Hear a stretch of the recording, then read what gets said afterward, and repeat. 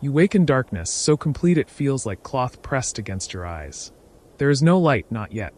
The fire in the center of the cottage has burned down to embers that glow faintly beneath a layer of ash, and the single narrow window, hardly wider than your two hands placed side by side, shows nothing but the deep black of a winter night that arrived long before the evening meal.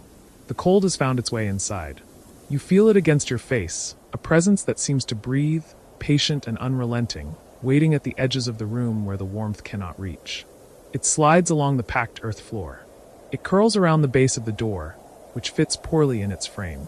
It moves through the gaps in the wattle and daub walls, those spaces you stuffed with straw and moss in the autumn. But the wind has worked them loose again. The wind always finds a way. You do not move yet. Your body knows better. Beneath the weight of wool blankets and the sheepskin your father brought home 3 winters ago, beneath the shared warmth of your wife pressed against your back and the heat of your 2 children curled together on the other side of the narrow bed, there is a small pocket of warmth. It is precious. It is the difference between sleep and wakefulness, between rest and the slow ache of cold that settles into your bones and does not leave until spring. So you lie still. You listen to the wind as it pushes against the thatch above your head, and you wait. The night is long, longer than you remember it being when you were a child, though you know this is only the trick of time, the way memory softens and reshapes itself. Winter nights have always been this way. They stretch. They deepen. They demand patience. Outside, the world has closed itself.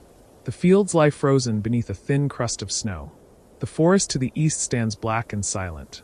The village, your village, the only one you have ever known, huddles low against the earth, a scatter of cottages with smoke rising thin and pale from their roofs during the day, and nothing but darkness now. 12 families. 60 souls, perhaps a few more. You have never counted exactly. It has never seemed important. You shift slightly, carefully, and your wife murmurs in her sleep, but does not wake. Her name is Alice. She is 24, 2 years younger than you, and she has carried 3 children. One of them did not live to see his first spring. You do not think of him often, not because you have forgotten, but because remembering serves no purpose. The living require your attention. Your daughter, Edith, is 5. Your son, what, is 3.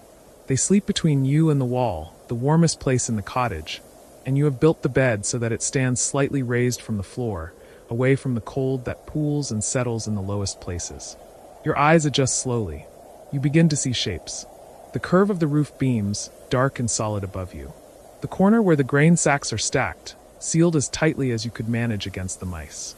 The table, rough-hewn and sturdy, with 2 benches on either side. The iron pot hanging from its hook above the hearth. The wooden chest that holds your second shirt, Alice's good kirtle, the children's extra stockings. Everything you own is in this room. It is not much, but it is enough. The cold night is not an enemy, not exactly. You have learned this over the years. It is a condition. It is a fact of the world, as certain as the sun's rising and the turning of the seasons. You do not fight it directly.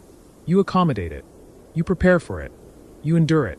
And when it passes, as it always does, you emerge and begin again. This is the rhythm of your life. This has always been the rhythm. The village priest, Father Oswin, says that suffering brings you closer to God, that the trials of this world are tests of faith, and that patience and humility are virtues that will be rewarded in the life to come. You do not dispute this. You are not a learned man. You cannot read. You have never traveled farther than the market town, a half-day's walk to the south, and you have been there only a handful of times. Your world is small. Your understanding is shaped by what you have seen, what you have been told, what you have inherited from your father and his father before him. You know how to plant and harvest. You know how to repair a plow. You know which woods burn longest and which herbs can ease a fever. You know the signs of a harsh winter and the rhythms of the manor lord's demands. You know your place. Slowly, carefully, you slide one hand out from beneath the blankets. The cold touches your skin immediately, sharp and insistent. You reach toward the foot of the bed where you left your outer tunic folded, and you pull it toward you, drawing it beneath the covers. The wool is stiff with cold. You warm it against your chest for a moment before pulling it over your head, working your arms through the sleeves while still lying down. It is a practiced motion. You have done this 1,000 times. When you finally sit up, the cold wraps around you fully. Your breath comes out in soft clouds, just visible in the faint glow of the embers.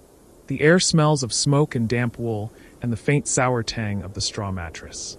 You swing your legs over the side of the bed and feel for your shoes. Simple leather things, worn thin at the soles, stuffed with straw for warmth. You ease your feet into them and stand, and the floor is cold even through the straw, cold enough that it aches. You cross the small room in 3 steps and kneel before the hearth.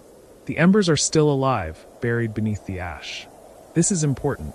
You bank the fire carefully before sleep, covering the coals with ash to slow their burning, to preserve them through the night. To let the fire die completely would mean striking sparks again with flint and steel, coaxing flame from tinder, a task that can take many long minutes when your hands are numb and your patience is worn thin. But if you have done your work well, the embers remain. You brush away the ash gently, exposing the glowing coals beneath, and you feed them carefully. A handful of straw first, dry and brittle, which catches quickly and flares bright. Then small sticks, split kindling that you prepared in the autumn and stored in the driest corner of the cottage. The flames grow. They lick upward, casting flickering light across the walls, and you add larger pieces, building the fire slowly, deliberately, until it is strong enough to sustain itself. The warmth begins to spread. It is a small warmth at first, a circle of heat that extends only a few feet from the hearth, but it is enough. You hold your hands above the flames and feel the blood begin to return to your fingers. The ache in your joints eases slightly. You crouch there for a long moment, simply breathing, simply being still in the presence of the fire. This is a kind of prayer, though you do not name it as such. It is gratitude. It is acknowledgement. It is the quiet recognition that you have made it through another night. Behind you, you hear Alice stirring. The bed creaks softly as she sits up. You do not turn, but you know the sequence of her movements. She will pull the blanket around her shoulders. She will check the children, laying a hand on each of them to feel their warmth. She will rise and come to the fire, and together you will begin the day, or what passes for a day in the deep of winter when the sun will not rise for hours yet, and the work is only the work of survival. But that is still to come. For now there is only this, the fire, the warmth, the cold held at bay for a little while longer. The night outside is not silent. You have learned to hear its layers. The wind is the loudest voice, constant and shifting, sometimes a low moan, sometimes a sharper howl when it finds the right angle against the roof. Beneath that there are smaller sounds. The crack of ice in the water barrel outside the door. The distant bark of a dog, probably Harding's old hound, who sleeps in the barn with the oxen. The soft rustling of some small creature moving through the thatch. Mice probably, or rats. You have set traps, but there are always more. In the winter, every living thing seeks warmth and food, and your cottage, poor as it is, offers both. Alice joins you by the fire. She says nothing, and you say nothing. There is no need. She kneels beside you and holds her hands out to the flames, and for a time you simply exist together in the small circle of warmth and light. Her face is pale in the firelight, thinner than it was in the autumn. Everyone grows thinner in winter. The stores of food that seemed ample in October begin to feel uncertain by December. You ration carefully. Bread made from rye and barley, dense and dark. Porridge flavored with a little salt and, on good days, a bit of cheese. Dried peas boiled until they soften. Turnips and onions from the root cellar, which you dug deeper last summer because the previous winter had been mild and the vegetables had sprouted too early. You have 2 chickens, and they still lay occasionally, though less often now. You have no pig this year. You slaughtered the last one in November, and you salted the meat and hung it in the coldest corner of the cottage, wrapped in cloth, and you have been eating it sparingly. It will not last until spring. Nothing ever quite lasts until spring. Alice shifts, adjusting the blanket around her shoulders. The children are still warm, she says quietly. Her voice is soft, barely more than a whisper, though there is no one to wake but the 2 of you. It is simply the way you speak in the early hours, before the day has fully formed itself. You nod. You know they are warm. You checked before you left the bed. But it is good to hear her say it. It is a small reassurance, a small comfort. I will fetch more wood, you say, and she nods. You rise and cross to the door, lifting the heavy wooden bar that holds it shut. The door swings inward, and the cold rushes in like water, pouring over you, stealing the warmth from the room in an instant. Outside, the world is still black, but the darkness has texture now. You can see the faint shapes of the other cottages, low and hunched. You can see the pale gleam of snow on the ground. You can see the dark line of the forest against the slightly less dark sky. The stars are out, sharp and cold, more stars than you can count, scattered across the heavens in patterns that you do not know the names for. The priest says they are the work of God, proof of his glory and his order. You believe this. You have no reason not to. The woodpile is just outside the door, stacked against the wall of the cottage beneath the overhang of the thatch. You gather an armful of logs, feeling the rough bark against your skin, the weight of them solid and real. Your breath comes out in great clouds, and the cold burns in your lungs. You do not linger. You turn and step back inside, and Alice pushes the door shut behind you and drops the bar back into place. The fire flickers wildly for a moment from the gust of wind, then steadies. You stack the wood beside the hearth and add another log to the fire. The flames rise higher. The room begins to warm. This is how the night passes, in small increments, in small tasks. You do not return to bed. There is no point. Once you are awake in the deep cold of winter, sleep does not return easily. Instead, you tend the fire. You check the door and the window to be sure they are sealed as tightly as possible. You move quietly so as not to wake the children. Alice takes the pot from its hook and ladles water from the bucket into it, and she sets it over the fire to heat. Later, when the water is warm, she will mix it with oats and a little salt, and that will be your breakfast. But that is still an hour away, perhaps more. For now, there is only the waiting, the fire, the slow passage of time. You think of your father, though you do not mean to. He has been dead for 6 years. He lived in this cottage before you, and his father before him, though the cottage has been rebuilt twice in that time. The walls wear away. The thatch rots. The beams sag and crack. You repair what you can and replace what you cannot, and the cottage remains, not quite the same structure, but the same place, the same small circle of warmth in the winter dark. Your father taught you how to bank a fire. He taught you how to split kindling and stack wood, and read the sky for signs of snow. He taught you patience. He taught you endurance. He did not speak of these things as lessons. He simply lived them, and you watched and you learned. This is the way knowledge passes from one generation to the next. Not through words, but through example. Not through explanation, but through repetition. You wonder what you will teach your son. What is still very young, too young to understand most of what you do, but he watches you. You see it in his eyes. He watches the way you move, the way you work, the way you hold a tool or tend the fire. He is learning already, even if he does not know it. Edith, too. She helps her mother with the small tasks, fetching water, gathering eggs, sweeping the floor. She is learning what it means to manage a household, to care for the things that sustain life. These are not grand lessons. They are not the sort of knowledge that scholars possess or that lords value. But they are the knowledge that matters here, in this place, in this life. They are the knowledge that keeps you alive. The fire crackles. A log shifts and settles, sending up a small shower of sparks. Alice leans forward and blows gently on the embers at the edge of the flames, coaxing them to greater heat. You watch her hands, rough and reddened from work, but steady. She is strong, stronger than she looks. She has to be. Everyone here has to be. Strength is not a choice. It is a necessity. Outside, the wind shifts direction. You hear it change, the tone of it deepening, and you know that means snow is coming. Perhaps today. Perhaps tomorrow. It does not matter. You are as ready as you can be. The wood is stacked. The food is stored. The cottage is sealed.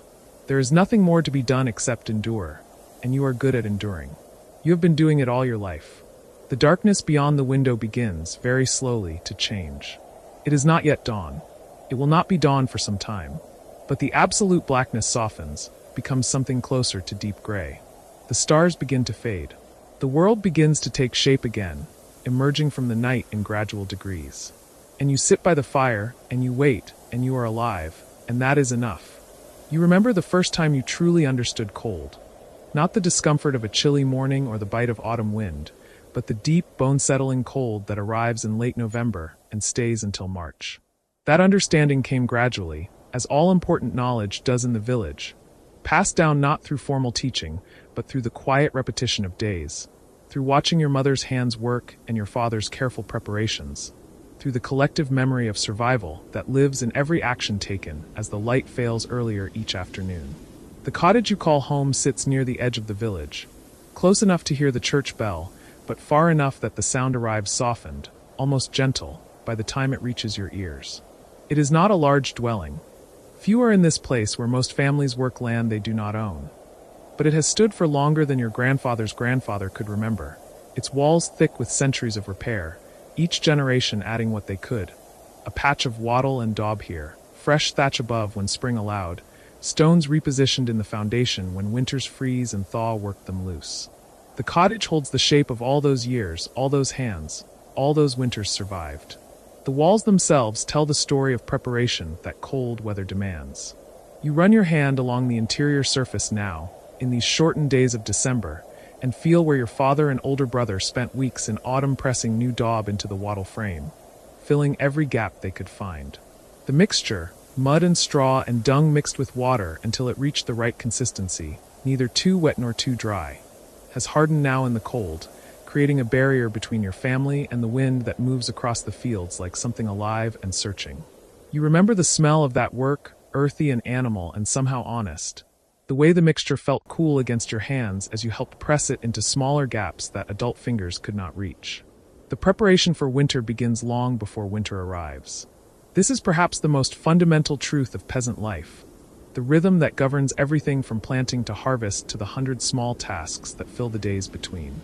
In summer, when the sun rises early and sets late, when the fields demand every hour of light and the work breaks your back and fills your dreams, you are already thinking of winter. You are already preparing for these nights. The harvest determines everything. In a good year, when rain and sun arrive in proper measure and the Lord's demands do not take too much, there will be grain enough to last until spring planting, with careful rationing.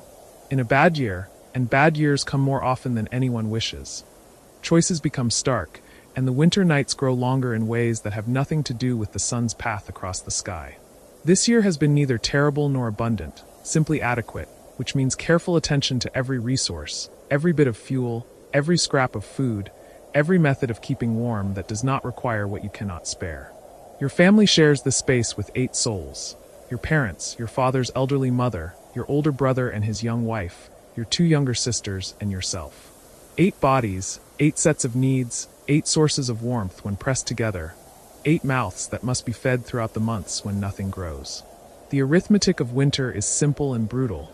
You have what you have, and there will be no more until spring. The central feature of your home, the heart around which everything else arranges itself, is the hearth. It sits in the middle of the single room, built up from stones gathered over generations, its opening facing away from the prevailing wind. The smoke rises upward, finding its way through the thatch, and on cold days when you stand outside, you can see it emerge like a gray ghost, dissipating into the low clouds that seem to sit just above the village through all the winter months. The hearth is never cold, not truly, though the fire that burns there grows smaller and larger according to need and supply. Fuel is the first constant concern. In summer and autumn, gathering it becomes one of the endless tasks that structure your days. The forest that lies beyond the Lord's fields is not yours. Nothing is truly yours in the way that ownership is understood by those who live in stone houses and read from books. But ancient custom grants certain rights, and among these is the right to gather fallen wood. Not to cut living trees, which belong to the Lord for his hunting and his timber needs, but to collect what has already fallen, what wind and age have brought down, what nature herself has designated as available. You know the forest paths, as well as you know the lines of your own palm. Through spring and summer and autumn, you walk there whenever time allows, your younger sisters often beside you, each of you carrying a bundle of sticks or, on fortunate days, dragging larger branches back toward home. The work is constant because the need is constant. A winter night requires fuel, and then another night comes, and then another, and the wood pile that seemed so substantial in October diminishes with frightening speed once the true cold settles in. But wood alone is not enough, and everyone knows this. Peat, cut from the boggy ground in summer and stacked to dry through the long warm months, burns slower than wood, holds heat longer, can be rationed more carefully. Your father and brother spent weeks in July working the peat beds, cutting rectangular sections with an ancient spade whose handle had been replaced so many times that only the iron blade remained from its original making. The peat lies stacked now against the north wall of the cottage, covered with old canvas and weighted with stones, each brick representing hours of labor under the summer sun, each one a promise of warmth in these cold nights. There is also dung dried and stored, which sounds unpleasant to speak of but which burns well enough when wood runs low, and which every household accumulates from whatever animals they keep. Your family has 2 chickens, miraculously still alive and occasionally producing eggs even in this cold, and a pig that will be slaughtered in January if it survives that long.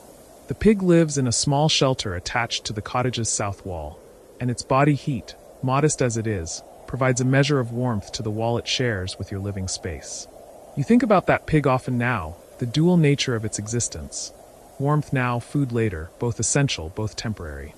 The daylight hours of winter are short, impossibly short, the sun rising late and setting early, painting the sky in shades of gray and pale blue that seem almost reluctant, as if the light itself does not wish to be here, does not wish to illuminate these frozen fields and bare trees and huddled cottages.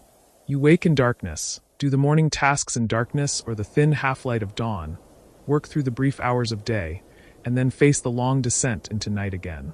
Time itself feels different in winter, stretched and compressed simultaneously, the nights endless and yet also rushing forward, eating through your stores, consuming your fuel, bringing you always closer to the question of whether there will be enough. The work does not stop because it is cold. There are always tasks, always needs, always something that must be done. The animals, few as they are, require care. Water must be fetched from the well, which means breaking ice on the coldest mornings, means careful walking on slippery ground, means hands that go numb even wrapped in layers of old cloth. Food must be prepared, which in winter means different things than in summer. Less cooking of fresh vegetables and more careful management of stored grain, dried peas, the occasional luxury of salted fish if there is any, the slow rationing of everything, so that each meal provides enough to sustain work, but not so much that supplies run short before spring. Your mother manages the food with a precision that seems almost mystical. She knows, without writing anything down, without calculations on paper, exactly how much grain remains, how much each person needs, how to stretch supplies without starving anyone. She grinds grain on the stone quern that sits in the corner, the rhythmic sound of stone on stone a familiar music, turning hard kernels into flour that can be mixed with water and shaped into the flat bread that forms the basis of most meals. The bread bakes on a flat stone near the fire, and the smell of it fills the cottage, and even in winter, even in cold, this smell means something like comfort. Bread and pottage, these are the foundations. Pottage, the thick soup that simmers in the iron pot that hangs over the fire, can contain almost anything. Dried peas, bits of vegetable from the stores kept in the root cellar beneath the floor, bones to add flavor when there are bones to spare, wild herbs gathered and dried in autumn, water, salt when there is salt. It is never the same twice, and yet it is always essentially the same, warm, filling, the thing that keeps you alive. You eat it from wooden bowls, using bread to soak up every drop, wasting nothing, because waste is not something you can afford. The root cellar is another form of preparation, another piece of the infrastructure of survival. Dug into the earth beneath the cottage floor, accessed through a wooden hatch near the western wall, it stays cooler in summer and warmer in winter than the air above, the earth itself providing insulation. Here your family stores what the autumn harvest and gathering provided. Turnips and onions, carrots if the garden did well, apples from the old trees near the church, wrapped in straw and checked regularly for rot because one spoiled apple can ruin dozens. Your younger sister Emma is often the one to climb down there, being smallest and most agile, and she emerges with earth on her clothes and the requested items in her arms, her breath making small clouds in the cold air of the cottage. As the afternoon light fades, and it fades so early now, by what would be mid-afternoon in summer, the family begins to draw inward, to transition from the work of day to the different rhythms of night. This transition is not abrupt. Nothing in peasant life is abrupt, except disaster. Instead, it is a gradual gathering, a slow movement toward the center, toward the hearth, toward each other. Your father finishes whatever outside work the day demanded, repairing a fence, checking the pig, ensuring that shutters are secure and that nothing has been left out that the cold could damage. He moves slowly, deliberately, his body shaped by decades of labor into something both strong and worn, his hands thick and calloused, his face weathered like the cottage walls themselves. He speaks little, has always spoken little, communicating instead through action, through the steady reliability of his presence, through the way he ensures, night after night, year after year, that his family survives.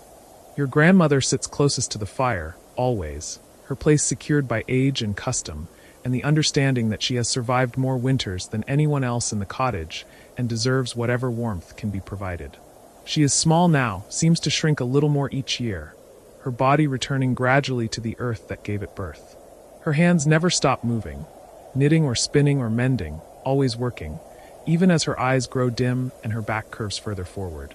She tells stories sometimes, when the mood takes her, tales of winters past, of the great snow when she was a girl, of the year the river froze solid enough to walk across, of people long dead who live now only in memory. Your older brother Thomas and his wife Margaret take their place near the fire as well, Margaret's hands busy with sewing, repairing a tear in Thomas's work tunic with careful stitches, making the garment last another season, another year if possible. New clothes are not something that happens often. Clothes are worn until they cannot be worn anymore, and then the fabric is repurposed, cut down for children, used as rags, finding purpose until the very threads disintegrate.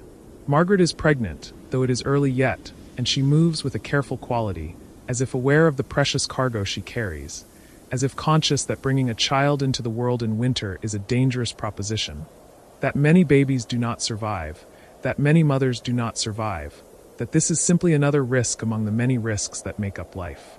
Your younger sisters, Emma and Alice, sit together near the fire's edge, Alice working on a piece of embroidery, a luxury skill taught her by the priest's housekeeper, who has pretensions to gentility, while Emma braids straw into small figures, making dolls or animals with nimble fingers, lost in the concentrated world of her own imagination. They are still young enough that winter nights can hold magic, can be times of story and closeness rather than simply endurance, and you feel a protective tenderness watching them, hoping that they will remember these nights as something other than suffering. And you take your own place in this constellation of family, this small galaxy arranged around the fire's sun. Your role is not quite child anymore, but not quite fully adult, occupying that strange territory between youth and responsibility, old enough to do real work, but young enough that the heaviest burdens have not yet fallen entirely on your shoulders. You are learning, always learning, absorbing through observation and participation the thousand skills and pieces of knowledge necessary for survival, for continuing this line of family, this tradition of endurance. The light from the fire is the only light now, the sun having fully set, the darkness outside complete. The fire burns at its night level, carefully maintained to provide warmth without consuming too much fuel. Its flames lower than during day, more conservative, rationed like everything else. The light it gives is warm and orange and flickering, casting shadows that dance on the walls, making the cottage feel somehow both larger and smaller than it is, creating a space that exists outside normal time, outside the cold world beyond these walls.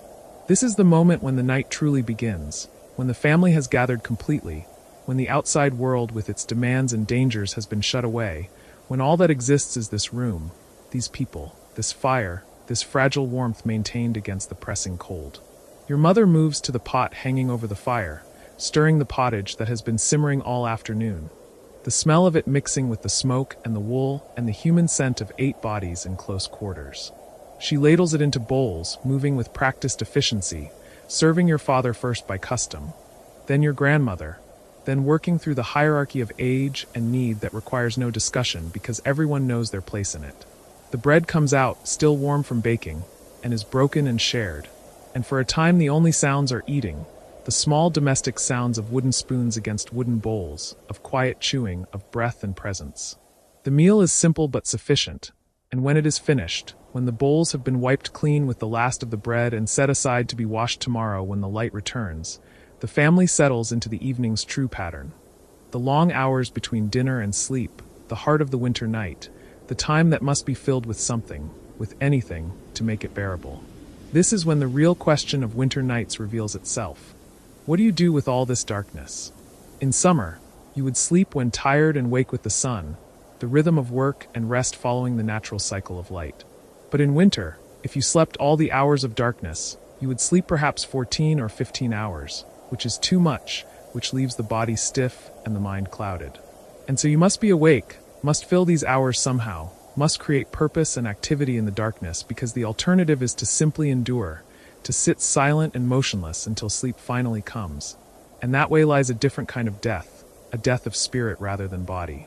Your family fills these hours in the ways that families have filled them for generations, with work and story, with maintenance and connection, with the small rituals that make a collection of individuals into something cohesive, something that can survive not just the cold, but the grinding pressure of poverty and obligation that characterizes peasant life in this age.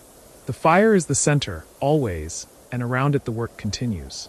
Your mother has brought out the spinning, the distaff loaded with wool that must be turned into thread, the small spindle turning, her fingers working with automatic precision born of decades of practice. The wool came from the Lord's sheep, which the village women sheared in spring, receiving small portions of the yield as payment for their labor. That wool has been cleaned and carded, and now it becomes thread, which will eventually become cloth, which will eventually become clothing or blankets or any of the dozen other textile needs that a household requires. Your grandmother's needles click softly as she knits, her fingers knowing the way even as her eyes struggle in the dim light. She is making stockings, always stockings, because feet must be kept warm and stockings wear out, and there are always more stockings needed. The yarn is rough, the wool not fine, but it will keep someone's feet warm through another winter. And that is what matters. Thomas works on a piece of harness that needs repair, the leather stiff and resistant in the cold, his strong hands pulling the needle through with effort, doubling the stitching at points of stress because if this breaks during plowing season, it will mean delay and difficulty and possibly disaster. Margaret sits beside him, still sewing, and occasionally they exchange quiet words, their new marriage still fresh enough that even exhausted silence feels like companionship. Your father tends the fire, adding a piece of wood when needed, adjusting the peat to maximize its slow burn, managing the fuel supply with the same careful precision your mother applies to food. He pokes at the coals with a long stick, redistributing heat, ensuring that the fire breathes properly, that it neither flares too high nor threatens to go out. This is skilled work, this fire management, learned over a lifetime, essential to survival, and you watch him, storing the knowledge for the day when this responsibility will be yours. And the stories begin, as they always do, because stories are part of how you survive winter nights, how you make the darkness bearable, how you pass down knowledge and memory and identity from one generation to the next. Your grandmother speaks, her voice thin but steady, telling the tale of St. Distaff's Day, which will come in a week's time, when the 12 days of Christmas end and the women's work of spinning begins again in earnest. She speaks of the customs, of the small celebrations that mark that day, of the way the young men sometimes tried to set fire to the flax on the distaffs as a prank, and the young women retaliated with water, and everyone laughed even in the cold, even with all the work ahead, because laughter too is survival. She speaks of the winter when she was newly married, when snow fell for 6 days without stopping, when the drifts rose higher than a man's head, and the village was cut off completely from the world beyond. They ran short of food by the end, she says, were eating nothing but thin pottage, and hoping the snow would stop before the grain ran out entirely. But they survived, obviously, because she is here telling the tale, and that is the point of such stories. Not to frighten, but to remind everyone that winters have always been hard, that people have always survived them, that you will survive this one too. Your father adds his own memory, a rare contribution because he speaks so seldom. He tells of the winter when he was young, when the wolves came close to the village, driven by hunger, their howls audible at night. The men took turns watching, keeping fires burning at the village edges, and the wolves eventually moved on, finding easier prey elsewhere. He tells this calmly, matter-of-factly, a thing that happened, a threat that passed, simply another part of the pattern of winter. Thomas mentions the winter market, which will happen in a few weeks if the weather allows, when merchants come through even in cold, when there might be opportunity to trade, to acquire things the village cannot make.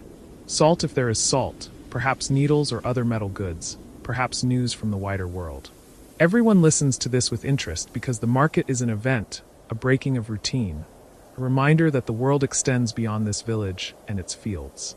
You listen to all of this, storing it away, learning your family's history, your village's history, understanding through these stories how to think about hardship, how to frame survival, how to maintain hope when everything is cold and dark and difficult. You have learned to measure time not by bells or sundials, but by the changing quality of darkness. The winter night stretches before you like a vast ocean, and you have become a navigator of its depths, reading the subtle shifts in temperature and shadow as others might read text upon parchment. This evening, as you settle into the familiar rhythms of waiting for dawn, you find yourself more aware than usual of all the small acts of preservation that fill these hours. The spindle rests in your lap, and your fingers move with the automaticity of long practice. Your mother taught you this motion when you were barely tall enough to reach the table's edge, and now your hands perform it with such ease that your mind is free to wander. The wool slides between your thumb and forefinger, transforming from cloud to thread, from chaos to order. There is something deeply satisfying in this transformation, in taking the raw fleece that still smells faintly of lanolin and sheep and rendering it into something useful, something that will eventually clothe a body or warm a bed. Around you, the cottage breathes with the presence of others similarly occupied. Your husband works near the fire, his broad shoulders bent over a piece of leather he is softening and shaping. He will make new ties for his boots before the week is out, and perhaps a small pouch for carrying seeds come spring. The leather is old, salvaged from a worn-out jerkin, but nothing is ever truly finished in the economy of your household. Everything transforms, everything finds a second purpose. Your eldest daughter sits close to the lamp, its tallow flame casting a golden pool across her work. She is mending a shirt that belongs to her younger brother, and her needle moves with careful precision through the coarse fabric. You watch her sometimes when she is not aware of your gaze, and you see the woman she is becoming. She will be married in a year or two, if fortune favors you all, and she will carry these skills into another household, another cottage much like this one. The thought brings both pride and a tender ache to your chest. The wind outside has taken on a new character as full night descends. It no longer gusts and batters but settles into a steady howl, a constant presence that reminds you of the world beyond these walls. You have heard travelers speak of the silence of winter nights, but they speak from ignorance or from the comfort of stone halls. Here, in a cottage of timber and daub, winter is never silent. It speaks in wind voice and frost crack, in the settling of beams and the whisper of cold air finding its way through gaps you cannot see. Your younger children have grown drowsy near the fire, their bodies heavy with the warmth and the long day's work. The little one, your last, you suspect, given your age and the difficulty of his birth, has his thumb in his mouth and his head against his sister's shoulder. She is only 9 herself, but she holds him with a tenderness that makes your throat tighten. In the summer, they fight like cats, all elbows and sharp words, but winter draws them together, makes them gentle with one another. You set aside your spindle for a moment and rise, feeling the stiffness in your knees that has come upon you in recent years. Moving carefully to avoid disturbing the settled air of the room, you go to the chest where you keep the few precious things that have come down to you through your mother's line. Inside, wrapped in a piece of old linen, is the carved wooden figure that your grandfather made decades before you were born. It is crude by the standards of the church's great sculptures, but it depicts a saint, which saint no one quite remembers, with hands raised in blessing.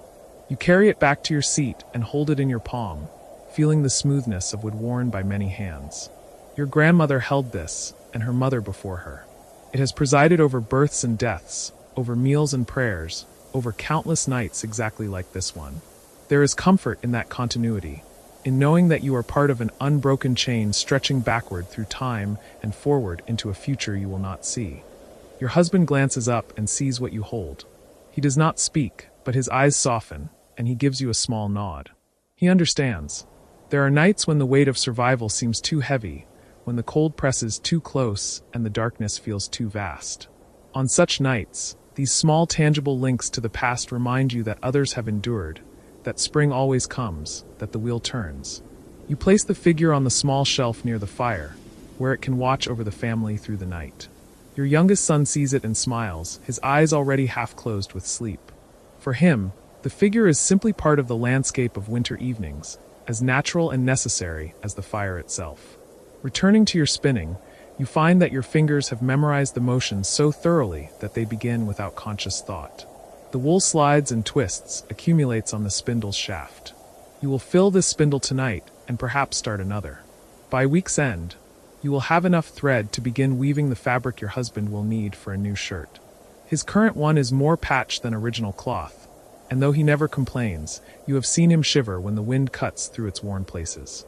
The conversation that emerges in these evening hours is a strange and wandering thing. It does not follow the straight paths of daylight talk, all business and planning. Instead, it meanders like a stream, touching on memories and stories, on observations about the weather or the neighbors, on questions that have no immediate answers. Your husband mentions that he saw tracks in the snow near the woodland edge this morning. Deer, he thinks, or perhaps the Lord's escaped cattle. Your eldest daughter wonders aloud whether the ice on the pond will be thick enough for skating by Epiphany. The The children drowse and wake and drowse again, contributing fragments of dreams or half-remembered songs. You tell them a story, one that your own mother told you, about a winter so cold that the words froze in people's mouths and did not thaw until spring, when the air filled with all the conversations of winter emerging at once. The children giggle at this, even in their sleepiness, and your husband smiles. It is a ridiculous tale, of course, but it contains something true nevertheless. The sense that winter suspends things, holds them in waiting, preserves them until the world is ready to receive them again. As the night deepens, you become aware of the cottage's own rhythms. The fire needs tending at intervals you now know by instinct. The lamp requires a small adjustment of its wick. The door must be checked again, not because you doubt your husband's earlier work, but because the wood swells and contracts with temperature changes, and what was secure at dusk may have loosened by midnight. These small tasks punctuate the hours, giving them structure and meaning. Your mother-in-law, who lives 3 cottages down the path, spent last winter here with you. She was ill, and it seemed better to have her close where you could tend her through the worst nights. She sat where your daughter now sits, wrapped in every shawl and blanket the household possessed, and told stories in a voice grown thin with age. She spoke of winters past, of the great freeze when she was a girl, when even the river stopped moving and the silence was so complete that people feared the world had died. She is gone now, passed from this life in the greening days of early spring, and you miss her most acutely on nights like this. She taught you things your own mother could not, the best herbs for easing a child's cough, the way to predict the severity of winter by watching the squirrels in autumn, the songs that are older than memory. Her absence is a presence of its own, a hollow place at the fireside that nothing quite fills. But her knowledge lives on in you, and through you it will pass to your daughters, and to their daughters after them. This is how wisdom survives the winter of death, how a life continues even after breath has ceased. You find yourself humming one of her songs now, a wordless melody that seems to belong to the night itself. Your husband recognizes it and joins you, his voice a low rumble beneath yours. The children do not know they are learning it, but their sleeping minds will hold the tune, and one day they will hum it to their own children without quite knowing why. The spinning continues, steady as breathing. Your pile of finished thread grows, a visible manifestation of time passing. There is something almost magical in this. The way hours that seem empty and slow nevertheless produce something tangible, something that will persist beyond the night that created it. You think of all the women in all the cottages across the land, sitting at their own firesides, fingers busy with similar tasks. A great invisible web of work stretching across the darkness, connecting you all in shared purpose. Your husband finishes with the leather and begins to carve. He has a piece of ash wood that he has been shaping slowly over many evenings, and though he will not say what it will become, you suspect it is a doll for your youngest daughter. His large hands, so capable with axe and plow, move with surprising delicacy when they work on these small projects. You have a spoon he carved for you when you were first married, its handle worn smooth by 20 years of use, and you treasure it more than you would a silver one. The art of enduring long cold nights, you have learned, is partly a matter of staying busy, but also of finding contentment in the busyness itself. There is a particular kind of peace that descends when your hands are occupied with familiar work and your mind is free to drift. Thoughts rise and fall like bubbles in water, never quite forming into anything solid enough to grasp but pleasant in their movement. You think about the summer just past, about the taste of fresh peas and the weight of the sun on your shoulders. You think about the spring to come, about the first green shoots pushing through dark earth. You think about nothing in particular, and everything at once. Your eldest daughter speaks suddenly, breaking the long, comfortable silence. She has heard, she says, that in the great houses, in the castles and manor halls, they have glass in their windows. Not just in the church, where everyone knows there is glass, but in the rooms where people actually live. You consider this information, turning it over in your mind like a strange stone. Glass windows. It seems almost sinful, such extravagance, but also wonderful.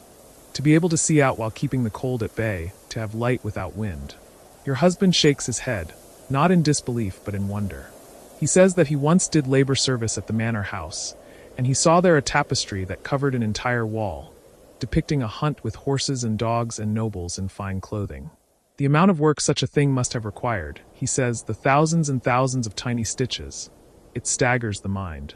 Your daughter asks if it was beautiful, and he pauses before answering. It was, he says finally, but in a way that made him feel strange, almost sad. All that labor, all that skill, dedicated to something that served no purpose but to be looked at. You understand what he means, though you are not sure you entirely agree. There is value in beauty for its own sake, you think, even if it does not warm or feed or clothe. The carved saint on your shelf serves no practical purpose, yet you would not part with it for any price. But perhaps there is a difference between beauty that grows from use in daily life and beauty that exists purely for display. The spoon your husband carved is beautiful, but it is also useful, and somehow that marriage of qualities seems right to you in a way that a wall hanging never quite could. The night wears on, and the children must be properly put to bed. You and your husband work together to arrange them in the sleeping space, tucking them under layers of wool and fur, making sure they are positioned to share warmth. They protest sleepily, not wanting to leave the fire's immediate circle, but they are too tired to resist much. Within moments of settling, they have dropped back into sleep, their breathing deep and even.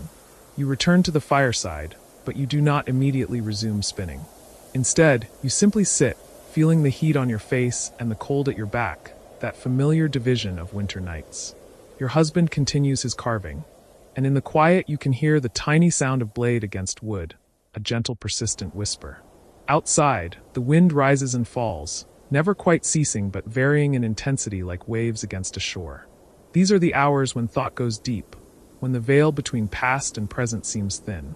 You remember your own childhood winters, the way your father would sit exactly as your husband sits now, bent over some task, his face illuminated by firelight. You remember your mother's hands, always moving, always making or mending something. You remember the particular quality of safety you felt then, wrapped in blankets, watching the adults keep vigil through the darkness. Now you are the adult keeping vigil, and your own children feel that same safety you once felt. The wheel has turned, as it always does. One day your daughter will sit at her own hearth, watching her own children sleep, and she will remember these nights. She will tell her children about her grandmother, about the cottage where she grew up, about the long winters and the quiet work of surviving them. And in that telling, you will live again, a warmth carried forward through the generations like a flame passed from candle to candle. There is mortality in this thought, but not sadness. Or rather, the sadness is mixed with something else, something larger, an acceptance of the pattern, a recognition that this is how humans persist, not as individuals but as an ongoing story. You are a chapter in that story, and when your chapter ends, the story continues. This seems right to you, proper in a way that makes the inevitability of death less frightening than it might otherwise be. Your husband looks up from his carving and catches your eye. He knows, somehow, the general shape of your thoughts, if not their specific content. 20 years of marriage have taught him to read your silences. He reaches across the space between you and takes your hand, his palm rough and warm. You sit like that for a long moment, connected, while the fire crackles and the wind speaks its cold language beyond the walls. This touch, this simple clasp of hands, is its own kind of conversation. It says, I am here. We are here together. The night is long, but we are not alone in it. All the great events of your marriage have been punctuated by moments like this. The birth of each child, the death of parents, the hard years when the harvest failed and hunger was a constant presence. Through all of it, this touch has been a constant, an anchor point when everything else was uncertainty. Eventually, you must release his hand and return to work. The thread will not spin itself, and idleness invites cold. But you carry the warmth of that touch with you as your fingers resume their familiar motion. The spindle turns, the wool transforms, and the night progresses by increments too small to measure in the moment, but which accumulate toward dawn. Your daughter has fallen asleep over her mending, her head drooping forward, the needle still held loosely in her fingers. You rise and gently take the needle from her, setting aside the half-finished work. She stirs but does not wake as you guide her toward the sleeping area. Help her lie down among her siblings. She is too old now to be carried, nearly as tall as you are, but in sleep her face reverts to the child she was not so long ago. You smooth the hair back from her forehead, a gesture that belongs to mothers across all times and places, and pull the blankets close around her. When you return to the fireside, you find that your own tiredness has deepened. It is not the urgent need for sleep that comes after hard physical labor, but rather a gentle heaviness, a readiness to let go of wakefulness. Still, the night is not yet old enough for you to surrender. There are hours still to fill, and your presence by the fire ensures that it will not die, that the cold will not advance beyond its proper boundary. You take up a different task now, one that requires less active attention than spinning. There are dried beans that need sorting, separating the good from the spoiled, the whole from the broken. Your hands move through them with practiced efficiency, making small piles on the cloth spread across your lap. The beans click softly against each other, a soothing sound that blends with the fire's crackle and the wind's voice. This is how winter nights are survived, not through any single grand effort, but through the accumulation of small tasks, each one bringing you a little closer to dawn. You sort beans, and while you sort them, time passes. When the beans are finished, you will find something else. There is always something else. Wool to card, tools to clean, clothes to inspect for needed repairs. The work of a household is never complete, and in winter's long nights, this incompleteness becomes a gift rather than a burden. Your husband has set aside his carving and taken out the whetstone. He tests the edge of his knife against his thumb, finds it wanting, and begins the rhythmic process of sharpening. The stone sings its high, ringing song as steel slides across it. This too is a kind of meditation, a task that occupies the hands while freeing the mind. You have seen him do this 1,000 times, and you could probably sharpen a blade yourself by now, simply from watching, though you have never tried. The lamp is burning low, its tallow nearly consumed. Soon you will need to decide whether to replace it or simply rely on firelight. Tallow is precious, each candle and lamp filling representing hours of work. The butchering, the rendering, the careful pouring into molds. You conserve it as you conserve everything, using it only when necessary, making it stretch as far as it possibly can. Tonight, you decide the firelight will be enough. The lamp has served its purpose, providing light for your daughter's fine mending work. Now it can rest, and so can the stores of tallow. As the lamp flickers and dies, the room shifts into a more intimate darkness. The fire becomes the sole source of light, and its dancing shadows transform the familiar space into something almost mysterious. The walls seem to recede, the corners fill with gentle obscurity. This does not frighten you. These walls, these corners, are known to you in all their moods and lights.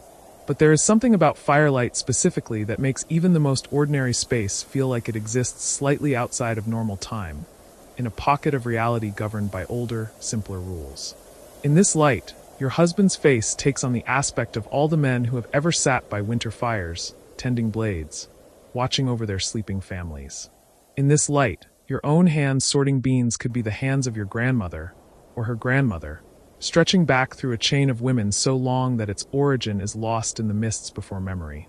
You are individual, specific, yourself, but you are also part of something much larger, a pattern that repeats with infinite variations across generations and geographies. The beans are sorted now, divided into piles that you carefully pour into different containers. You tie each one closed and set them aside, knowing exactly where they belong in the careful organization of your household's winter stores. Every bean accounted for, every seed precious. Nothing wasted, nothing taken for granted. This is survival, yes, but it is also a kind of mindfulness, an attention to the world and its gifts that feels almost sacred. Your husband has finished sharpening, and is now simply sitting, his hands resting on his knees, his eyes on the fire. You wonder what he thinks about in these quiet moments. His days are filled with hard physical labor. Even in winter there is wood to chop, animals to tend, repairs to make. Does he find peace in these still hours, or does his body merely rest while his mind continues to work, planning and calculating and worrying? You do not ask. Some silences are meant to remain unbroken, and the space inside another person's thoughts is territory too private for casual trespass. Instead, you simply exist beside him, two people bound by vows and children and years of shared struggle, keeping watch together through the long cold night. You stand at the threshold of deep winter now, and the cold has changed. It is no longer the crisp, invigorating chill of November, when frost first etched its silver messages on the shutters, and you could still feel your fingers after morning chores. This is the marrow cold of January, the kind that seeps through wool and skin and settles in your bones like an uninvited guest who plans to stay. The nights have grown longer still, stretching from late afternoon until well past dawn, and in these hours of extended darkness, you have learned that surviving the cold is not merely a matter of endurance, but of careful, deliberate practice passed down through generations like precious seed corn saved for spring planting. Tonight the wind has shifted direction, coming now from the northeast, and you know what this means even before your father mentions it at supper. Your grandfather taught you to read the wind when you were small, leading you outside on winter evenings to feel the air against your cheek, to smell the coming weather, to understand the language the world speaks to those who listen. A northeast wind in January brings the coldest nights, the kind that freeze the water in the bucket by the door solid enough to bear a child's weight, the kind that make the cattle huddle so close in their byre that they seem like one large beast with many heads, breathing as one, their collective warmth more precious than gold. Your mother has been preparing all afternoon, though she would never call it that. To name a thing is to give it power, and there is a quiet pride in your family, in your village, in simply doing what must be done without commentary or complaint. But you have watched her movements grow more purposeful as the light began to fade. She brought in extra wood, stacking it near the hearth but not too near, positioning each log with care so the bark faces out and the split grain inward, maximizing the space while ensuring easy access through the long night ahead. She checked the draft excluder at the base of the door, that long tube of tightly rolled cloth stuffed with old wool and straw, pressing it firmly against the threshold where winter tries hardest to creep inside. She brought the hens into the house, all 6 of them, settling them in their basket near the warmth, and their soft clucking has become part of the evening's soundscape, a counterpoint to the fire's whisper and your father's occasional comment. The cottage itself seems to contract on nights like this, drawing inward, becoming smaller and more concentrated, as if the walls themselves understand the necessity of consolidation. Every crack that might admit the cold has been stopped with moss and clay, every shutter barred and reinforced with rags stuffed in the gaps. The single room that houses your family of 5, plus the hens, plus occasionally a newborn lamb or a sick kid from the goats, becomes its own small world, its own weather system, its own realm complete and separate from the frozen darkness beyond the walls. You have eaten already a thick pottage that has been simmering since morning, the last of the dried peas and some barley meal, a bit of smoked pork fat to give it substance and flavor. Your mother served it in the wooden bowls your father carved the winter you were born, the wood worn smooth now by years of handling, darkened by countless meals, each bowl fitting perfectly in your hands, warm to hold, familiar as your own name. You ate slowly, knowing that the warmth of the food was as valuable as its nourishment, letting each spoonful heat you from the inside, feeling it settle in your stomach like a small hearth of its own. Now the bowls are cleaned, the pot scraped and set aside, and the work of the evening begins in earnest.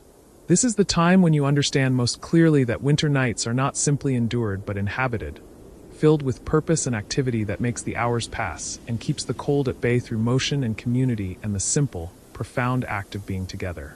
Your father has brought out his tools, the wooden mallet and the iron punch he uses to make holes in leather, and he sits on his stool near the fire, close enough to see clearly but not so close that the heat makes him sleepy, working on a new belt for your older brother, who is growing so quickly that his old one no longer reaches around his waist. Your mother has her spindle, that small miracle of wood and stone that turns fleece into thread through nothing more than gravity and practiced motion. You watch her fingers work, seeing without fully seeing, the gestures so familiar they have become like breathing. She draws out the fibers from the mass of wool on her lap, teases them into alignment, sets the spindle spinning with a deft twist of her wrist, and watches as it drops toward the floor, turning, twisting the loose fibers into yarn, strong and even and suitable for weaving. When it nearly reaches the ground, she stops it with her foot, winds the new yarn onto the spindle's shaft, and begins again. The motion is hypnotic, rhythmic, a kind of meditation that allows her mind to wander while her hands continue their ancient work. Your sister, who is 7 and still learning the patience required for spinning, cards wool instead, combing it between 2 flat wooden paddles studded with bent iron nails, aligning the fibers, removing any debris or tangles, preparing it for your mother's spindle. She works with fierce concentration, her tongue caught between her teeth, determined to prove herself useful, to contribute to the family's work even though her hands are still small and tire quickly. You remember being her age, remember the same determination, the same desire to be counted among the workers rather than the children, though the distinction was never entirely clear in your family, where even the youngest who could walk carried kindling and fed chickens and performed 100 small tasks that kept the household functioning. You have your own work tonight, a task given to you after the evening meal with that particular look your father uses when he wants you to understand that something matters. He has set you to making rope from straw, twisting the dried stems together in groups of 3, braiding them into cords strong enough to tie bundles or secure a load or mend the traces on the ox harness. It is not difficult work, but it requires attention and consistency, and your hands are still learning the proper tension, still discovering how tight is tight enough without being too tight, how to keep the twist even along the length, how to splice in new straw when the old runs short. The straw is rough against your palms, and you can feel small cuts forming where the edges catch your skin, tiny wounds that will heal by morning but sting now with the salt of your sweat.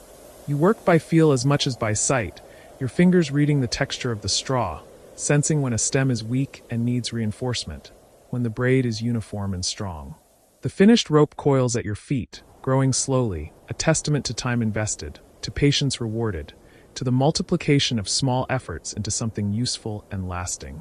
Your younger brother, who is 4 and whose name day falls in spring, sits near your mother, supposedly helping to card wool, but mostly just playing with the soft fleece, letting it drift between his fingers, holding it up to the firelight to watch it glow. No one scolds him. There will be years enough for serious work, decades of winter nights spent in productive labor. For now, he is allowed to be what he is, a small child finding wonder in simple things, and his presence brings a lightness to the room that is its own kind of warmth. The fire burns steadily, fed with careful attention, not allowed to blaze too high and waste precious fuel, not allowed to sink too low and lose its heat. Your father tends it with the same concentration he brings to all his tasks, adding a log when the flames begin to settle, adjusting the position of the wood with an iron poker to ensure even burning, occasionally leaning forward to blow gently on the coals when they need encouragement. The wood is mostly oak cut and split last spring, seasoned through summer and autumn, dry enough now to burn hot and slow, with minimal smoke. Some ash logs too, which burn clean and leave fine coals, and a bit of beech, which your father prizes for its steady, reliable heat. The light from the fire is the only illumination in the cottage tonight.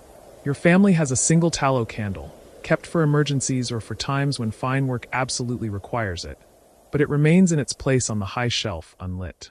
The cost of tallow is measured against all other needs, and tonight the firelight is sufficient, casting its warm glow across the room in shifting patterns, painting everyone's face in shades of gold and amber, creating shadows that dance on the walls like silent companions. In this light, everything looks ancient and new at once. Your father's face, usually weathered and stern from days spent in the fields, softens into contemplation, his eyes reflecting the flames as he works leather with hands that know exactly how much force to apply, where to place each hole, how to make a belt that will last for years of hard use. Your mother's profile, turned slightly away as she focuses on her spindle, shows the line of her jaw, the curve of her cheek, the small furrow between her brows that appears when she concentrates, and you realize, not for the first time but with renewed clarity, that she was young once, younger than you are now, with dreams and hopes and a life before this cottage, before these children, before this particular arrangement of days and seasons. Your sister's shadow, cast large on the wall behind her, makes her look older than her years, and you can see in that shadow the woman she will become, capable and strong, someone's wife eventually, someone's mother, carrying forward the same skills and knowledge that your mother is teaching her now, passing them on in turn to daughters not yet born, an unbroken chain of women who knew how to survive winter, how to transform fleece into clothing, how to make a home warm when the world outside was hostile and cold. The sound of the wind has increased, a low moan that presses against the cottage walls like an animal seeking entrance. You can hear it finding the gaps you missed, the small spaces where your preparations were not quite thorough enough, whistling through in thin, cold streams that flicker the fire and make everyone unconsciously shift slightly away from the walls and closer to the hearth. But these are minor intrusions, easily ignored, and the cottage holds firm against the greater assault, the walls that your grandfather built with his own hands 40 years ago proving their worth once again. The timber frame and wattle and daub panels and thatched roof working together as they were designed to do, creating a barrier between your family and the killing cold. Outside, the world has transformed into something inhospitable to human life. The fields are frozen hard as stone, the furrows and ridges of autumn plowing preserved in perfect detail like a manuscript illuminated by ice. The pond where you swim in summer is solid now, thick enough to walk across, its surface scored by the wind into strange patterns that catch what little light the stars provide. The forest beyond the field stands black against the sky, every tree stripped bare, every branch encased in frost that glitters when the moon rises, beautiful and terrible and completely indifferent to human need or desire. But that world is separate from you now, held at bay by walls and fire and the collective warmth of bodies gathered close. You exist in this small sphere of light and heat, this temporary victory over winter's dominion, and for these hours it is enough. It has to be enough because there is no alternative, no other shelter, no possibility of escape or rescue. Your family has learned what all families in your village have learned, what every generation before you understood in their bones. Winter is not conquered but accommodated, not defeated but survived, one long night at a time. Your father finishes punching holes in the belt and sets it aside, examining his work with critical satisfaction, then reaches for his cup of ale, diluted with water and barely alcoholic, more sustenance than indulgence. He drinks slowly, looking into the fire, and you wonder what he sees there. What thoughts occupy a man's mind when his hands are finally still after a long day's work, when his children are safe, and his wife is near, and the animals are fed, and the worst that winter can offer is temporarily held outside his door. Your mother's spindle continues its patient turning, the growing mass of yarn on its shaft a visible record of time passing, of work accomplished, of tomorrow's clothing and blankets being created thread by thread. She begins to hum, so softly you almost don't hear it at first, a melody without words that you've known all your life, that your grandmother hummed before her, a sound that belongs to winter nights and firelight and the space between waking and sleep. Your sister picks up the tune, humming along in her higher voice, and the sound fills the cottage with something that is not quite warmth but serves a similar purpose, a reminder that you are together, that you are family, that whatever the night brings, you will face it as you face everything, side by side, bound by blood and circumstance and choice. You continue your rope making, your hands finding their rhythm, the twist and braid becoming automatic, freeing your mind to drift. You think about the seasons, about the great wheel that turns year after year, bringing winter and spring and summer and autumn in their appointed order, each with its own requirements and gifts. Winter seems endless when you are in its grip, the cold and darkness stretching before and behind until it feels like the world has always been this way and always will be. But you have lived through enough winters now to know this is an illusion, that spring always returns, that the earth always wakes, that the cycle continues regardless of how permanent the present moment feels. You think about the land outside, sleeping beneath its blanket of frost and snow, resting from the labors of summer, gathering strength for the growing season to come. You think about the seeds saved from last year's harvest, stored in clay pots in the driest part of the cottage, waiting for the day when your father judges the soil warm enough to receive them. You think about the lambs that will be born in early spring, all legs and bleeding voices, and the hard work of keeping them alive through those first precarious days when they are so vulnerable to cold and predators and simple bad luck. You think about the stories your grandfather used to tell on nights like this, tales of winters past, of the year the snow came so deep it covered the cottage windows and they had to tunnel out like moles to reach the animals, of the time the ice storm coated every surface in crystal, and the world looked like it had been made of glass, of the winter when he was young and foolish and got caught away from home in a blizzard and survived only by finding a hollow tree and spending 3 days inside it, eating snow and waiting for the storm to pass. He told these stories not to frighten but to instruct, to pass on the knowledge that survival requires respect for winter's power, careful preparation, and a healthy understanding of your own limitations. Your grandfather is gone now, 2 winters past, buried in the churchyard in ground that had to be broken with picks because it was frozen too hard for ordinary digging. But his presence lingers in this cottage he built, in the tools he made that your father still uses, in the stories that continue to circulate among the family like precious heirlooms, more valuable than silver because they contain the accumulated wisdom of a life fully lived. On nights like this, when the wind sounds almost like a voice and the shadows seem to have depth and substance, you can almost feel him near, watching over you all, satisfied that his family endures, that his children and grandchildren know how to survive winter, that the knowledge he passed on has taken root and flourished. The rope continues to grow between your hands, a physical manifestation of time passing, of one moment following another in unbroken sequence. Your fingers have found their certainty now, moving with confidence born of repetition, and you can feel yourself improving, learning, mastering this small skill that will serve you for life. There is satisfaction in this, a quiet pride that needs no external validation.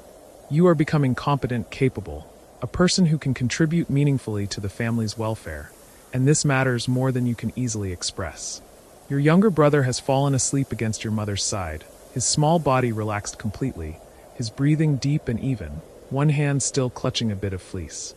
Your mother adjusts her position slightly to better support him, never pausing in her spinning, the motion so practiced it requires no conscious thought. She catches your eye across the fire and smiles, a small expression of contentment and fatigue, and that particular satisfaction mothers feel when their children are safe and warm and accounted for. You smile back, understanding without words what passes between you, the acknowledgement of this moment's peace, its temporary but complete sufficiency. Your father rises from his stool, moving carefully to avoid disturbing the settled quiet, and checks the door, pressing his hand against the wood to feel for cold spots, adjusting the draft excluder, ensuring that their defenses against the night remain intact. Satisfied, he moves to the shuttered window, placing his palm flat against it, reading the temperature through his skin, judging the severity of the cold outside. He nods to himself, some internal calculation completed, and returns to his seat, picking up a piece of wood he's been shaping into a new spoon, working it with his knife in slow, methodical strokes that send thin curls of pale wood spiraling to the floor. The hens shift in their basket, murmuring softly to each other in their chicken language, settling deeper into their communal warmth. One of them, the old brown hen who has been with your family for 5 years, makes a sound almost like contentment, and you find yourself grateful for their presence, for the eggs they provide when winter loosens its grip enough for them to lay, for their humble companionship, for the small additional warmth their bodies contribute to the cottage. They are not pets, not in any sentimental sense, but they are part of the household, part of the web of interdependence that sustains life in this place, and their well-being is tied inextricably to your own. Time moves differently on winter nights, both slower and faster than the time of summer days. Each moment stretches out, filled with the small details of firelight and handwork and the sounds of family, while simultaneously the hours compress, flowing together like water, unmarked by the sun's passage, measured only by the fire's consumption of wood and the gradual accumulation of finished work and the deepening of shadow in the corners where the light doesn't quite reach. You have no clock, no way to measure time's passage in precise increments. Such devices exist, in monasteries and manor houses, great mechanical constructions that divide the day into hours and the hours into smaller segments still, but they have no place in your world, where time is measured by tasks completed, by the sun's position when there is sun to see, by the rhythms of animal care and meal preparation, and the seasonal round of planting and harvest. At night, time becomes even more fluid, a medium you swim through rather than mark off, experiencing its passage through your body's needs and the fire's hunger and the slow, steady progress of wool becoming yarn, straw becoming rope, wood becoming spoon. Your sister wakes with a start, having dozed off without anyone noticing, and looks around with momentary confusion before remembering where she is, what she was doing. She picks up her carding paddles again, working for a few more minutes before your mother gently takes them from her hands and suggests it might be time to prepare for sleep. Your sister nods, suddenly looking much younger and more vulnerable, and begins the small rituals that mark the transition from waking to rest. Your mother sets aside her spindle, the work of the evening complete for now, and moves about the cottage with quiet efficiency, banking the fire so it will burn low through the night, providing steady heat without consuming too much wood, adjusting everyone's positions to maximize warmth and comfort. Your family sleeps together in the winter, all 5 of you sharing the single sleeping platform built against the wall farthest from the door, piled with straw mattresses and every blanket and fur and piece of wool you own, creating a nest of combined warmth where body heat is shared and preserved. Your father makes a final check of the cottage, his nightly ritual, ensuring everything is secure, the fire properly tended, the animals comfortable, the door and windows sealed against the cold. He moves through these tasks with the gravity of a priest performing a sacred office, and in a way, perhaps he is. The safety of his family depends on his vigilance, his attention to detail, his understanding of what winter can do to the unprepared or unlucky. When he is satisfied, when every check has been completed to his exacting standards, he nods to himself and begins his own preparation for sleep. You finish the last section of rope and coil it neatly, adding it to the growing pile of completed work, tangible evidence of the evening's labor. Your hands ache slightly, a good ache, the kind that comes from useful effort, and you flex your fingers, stretching them, feeling the blood flow back into the tips. You are tired now, a deep, pleasant weariness that has nothing to do with weakness and everything to do with honest work completed, with having fulfilled your obligations, with having contributed your portion to the family's survival. One by one, you settle into your places on the sleeping platform, arranging yourselves with the practiced efficiency of people who have done this every night for months, who know exactly how to position bodies to minimize cold spots and maximize shared warmth. Your younger brother, still asleep, is placed in the middle, the warmest spot, surrounded by older, larger bodies. Your sister lies next to your mother, who lies next to your father, who takes the outside position, the coldest place, the one most exposed to any drafts that might find their way through the walls. You lie on the other side, with your brother between you and your sister, forming a human chain of warmth and protection. The blankets are pulled up, layer after layer, creating a heavy, warm cocoon that presses down comfortably, reassuringly. You can feel your siblings breathing, feel your mother's occasional movement as she settles more deeply into sleep. Feel your father's solid presence at the edge of the platform, a guardian even in rest. The cottage is dark now except for the low glow of the banked fire, and the sounds of the night surround you.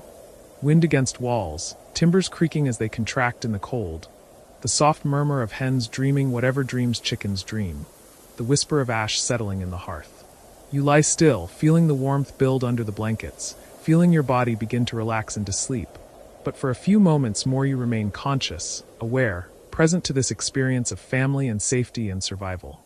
You think about all the other families in your village, lying just as you are, in cottages much like this one, fighting the same battle against the same cold, sustained by the same simple strategies of fire and closeness and careful preparation. You think about the Lord in his manor house, warmer perhaps with his larger fires and thicker walls, but facing the same fundamental reality, the same winter that makes no distinction between noble and commoner when it comes to the essential requirements of survival. You think about travelers caught on the road, about hermits in their isolated cells, about merchants and pilgrims and all the other people who might be out in this cold night, and you say a silent prayer for their safety, hoping they have found shelter, hoping they survive until morning. The world is a dangerous place in winter. You know this, have known it all your life, have been taught it from your earliest memories. Cold can kill as surely as any predator, and those who forget this or fail to respect winter's power often do not live to make the same mistake twice. But here now, in this moment, you are safe. Your family is safe.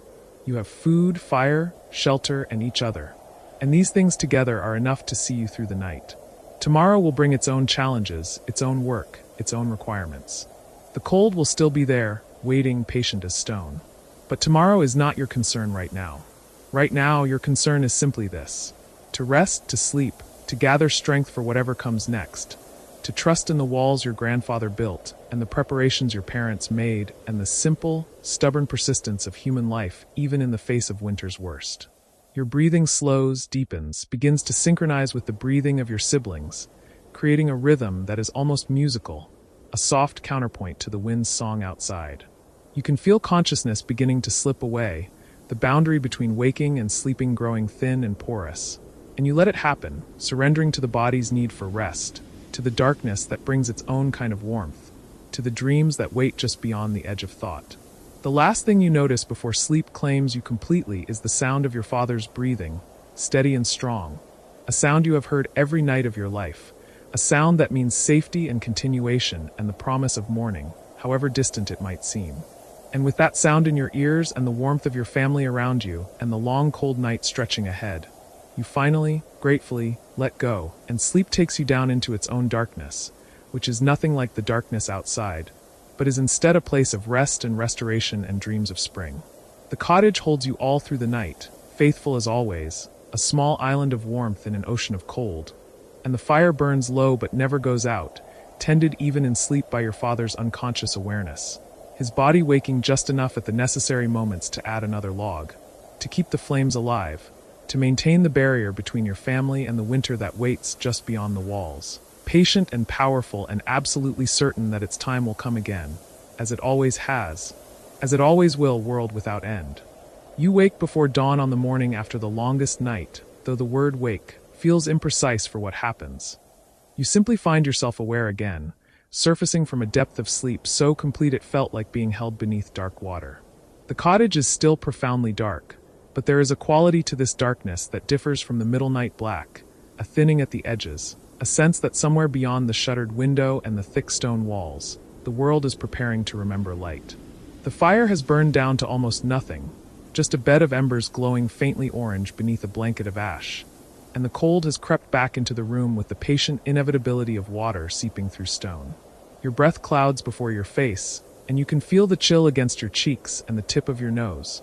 Though beneath the layered blankets and furs and the warmth of your family pressed close, your body remains cocooned in a fragile heat. No one else stirs yet.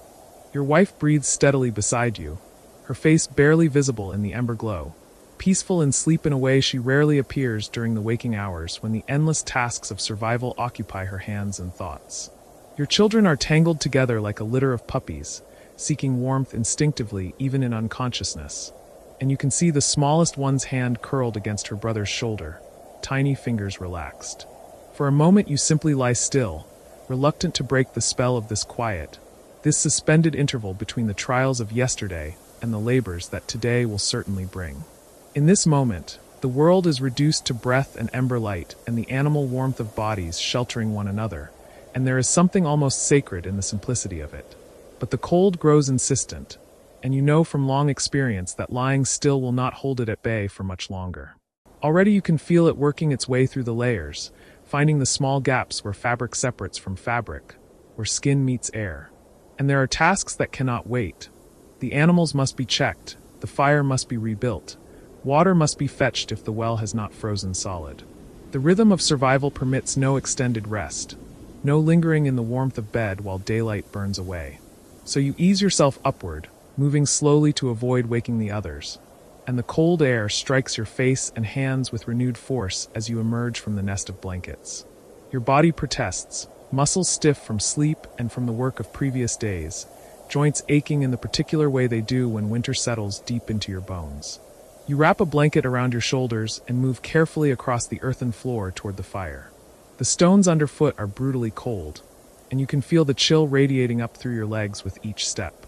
The cottage feels even smaller in this pre-dawn darkness, the walls pressing close, and you are intensely aware of every sound you make. The soft pad of your feet, the rustle of wool, your own breathing. At the hearth you kneel and begin the work of coaxing life back into the fire. A task you have performed countless thousands of times, a ritual so familiar your hands know the movements without thought. You clear away the ash carefully, exposing the embers beneath, and add small pieces of kindling, leaning close and blowing gently to provide the oxygen the fledgling flames need. The embers glow brighter with your breath, pulsing like something alive, and thin tendrils of smoke begin to rise. A tiny flame appears, tentative, flickering blue and yellow at the edge of a wood splinter, and you add more kindling piece by careful piece, building a structure that will allow air to circulate while providing fuel for the growing fire. There is a meditative quality to this work, a focusing of attention on the immediate and tangible, and as the flames begin to spread and strengthen, you feel a small satisfaction, a sense of competence that the larger uncertainties of your life rarely permit. The fire grows, and with it comes light. Not much, just a soft orange glow that pushes back the darkness by a few feet, but enough to see by, enough to begin to transform the cottage from a cave of cold and shadow into something recognizably human again. You add larger pieces of wood once the kindling has caught properly, and the fire begins to crackle softly, that familiar sound that has been the soundtrack to every winter night and morning of your existence. The warmth is still minimal, concentrated near the hearth itself, but you can feel it beginning to radiate outward, and you hold your hands close to the flames, palms forward, letting the heat seep into your stiff fingers. The simple physical pleasure of warming cold hands is profound. One of those small reliefs that you have learned to treasure because they are among the few purely good sensations winter offers without complication or cost. Behind you, someone stirs in the bed. Your wife, likely, though you do not turn to look. You hear the soft sound of movement beneath blankets, a small sigh, and then her voice, rough with sleep, asking quietly if it is morning yet. You tell her not quite, but soon, and she makes a sound that might be acknowledgement or simply a wordless expression of the universal reluctance to leave warmth for cold. But she rises nonetheless, as you knew she would, because there is no other choice, no possibility of simply remaining in bed while the work of the day waits. This is something you both understand without needing to speak it. That survival is not a matter of desire or preference, but of doing what must be done, again and again, regardless of how you feel about it. She wraps herself in her cloak and comes to join you by the fire, moving slowly, and you shift to make room for her. Together you kneel before the growing flames, two figures huddled against the cold, and for a few moments neither of you speaks. There is comfort in this shared silence, in the simple presence of another person who knows without explanation what this life requires, who has endured the same long cold nights, and will endure the same long cold days ahead. Eventually she reaches for the water jug, checking to see if the contents have frozen during the night. The water moves when she tilts the vessel, though slowly, thickened by cold but not yet solid, and she sets it near the fire to warm, knowing that melting ice takes time and fuel you cannot always spare. The children begin to wake one by one, reluctant and querulous, and the cottage fills gradually with the small sounds of a family beginning another day. Whispered complaints about the cold, the rustle of movement, a cough, someone asking for water.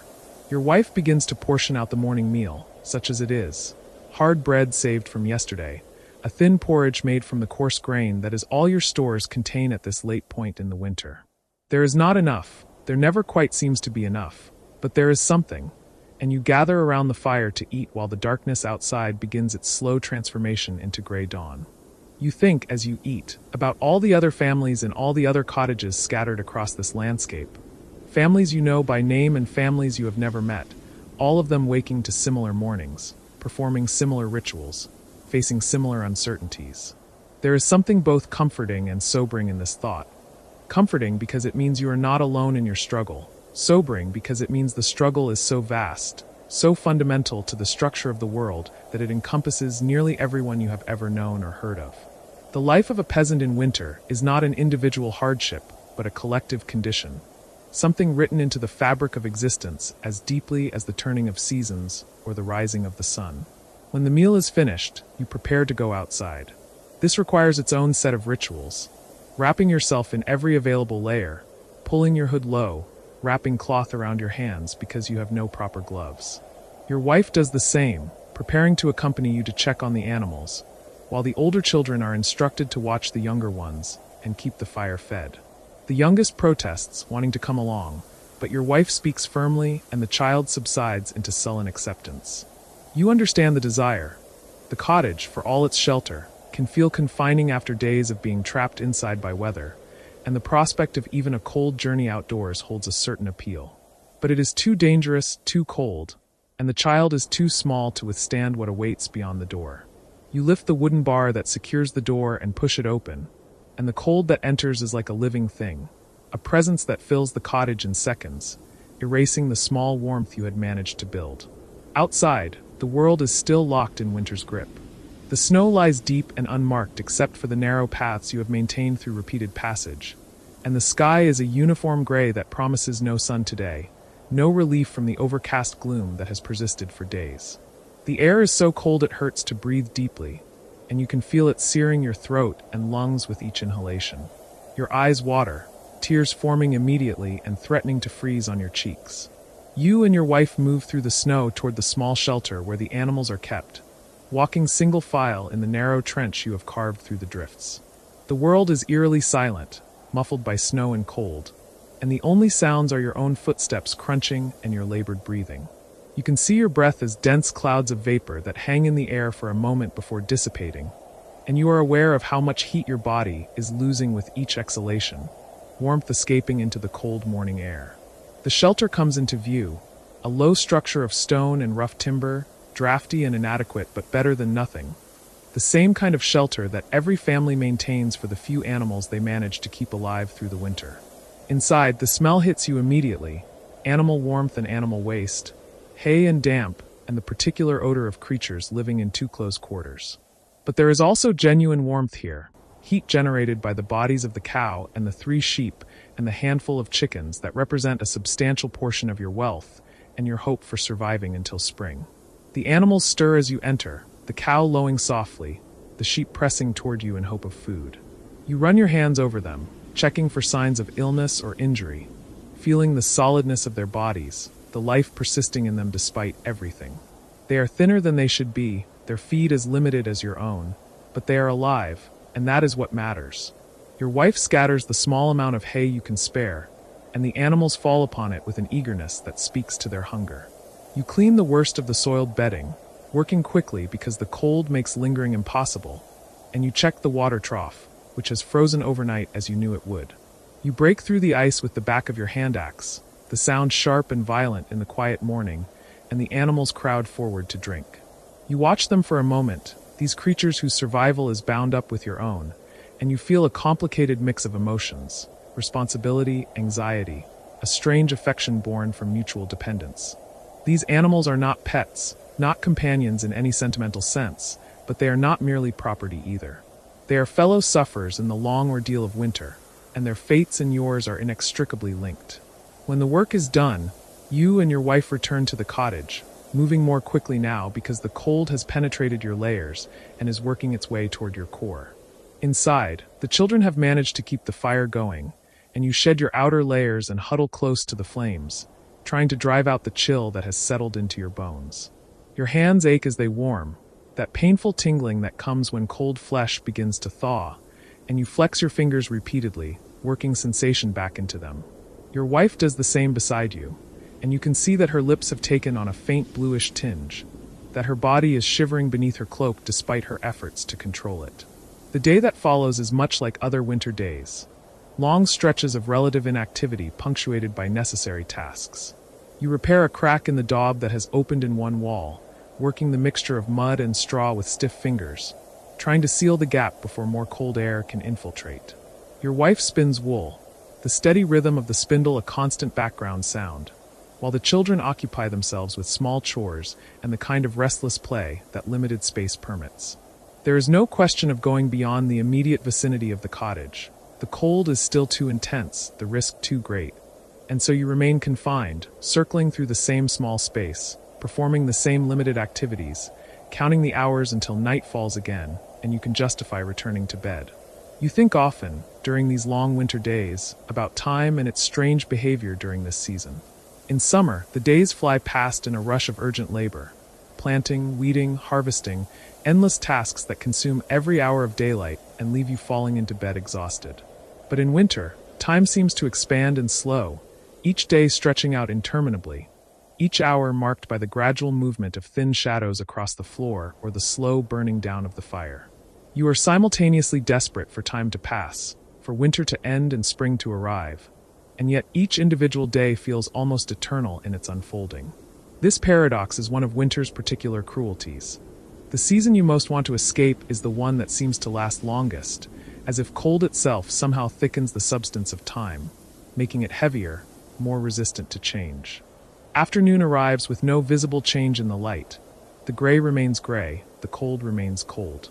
You make another trip outside to bring in more firewood, and you notice that the wind has picked up slightly, not enough to constitute a storm, but enough to drive the cold deeper, to make the air feel like it is cutting into exposed skin.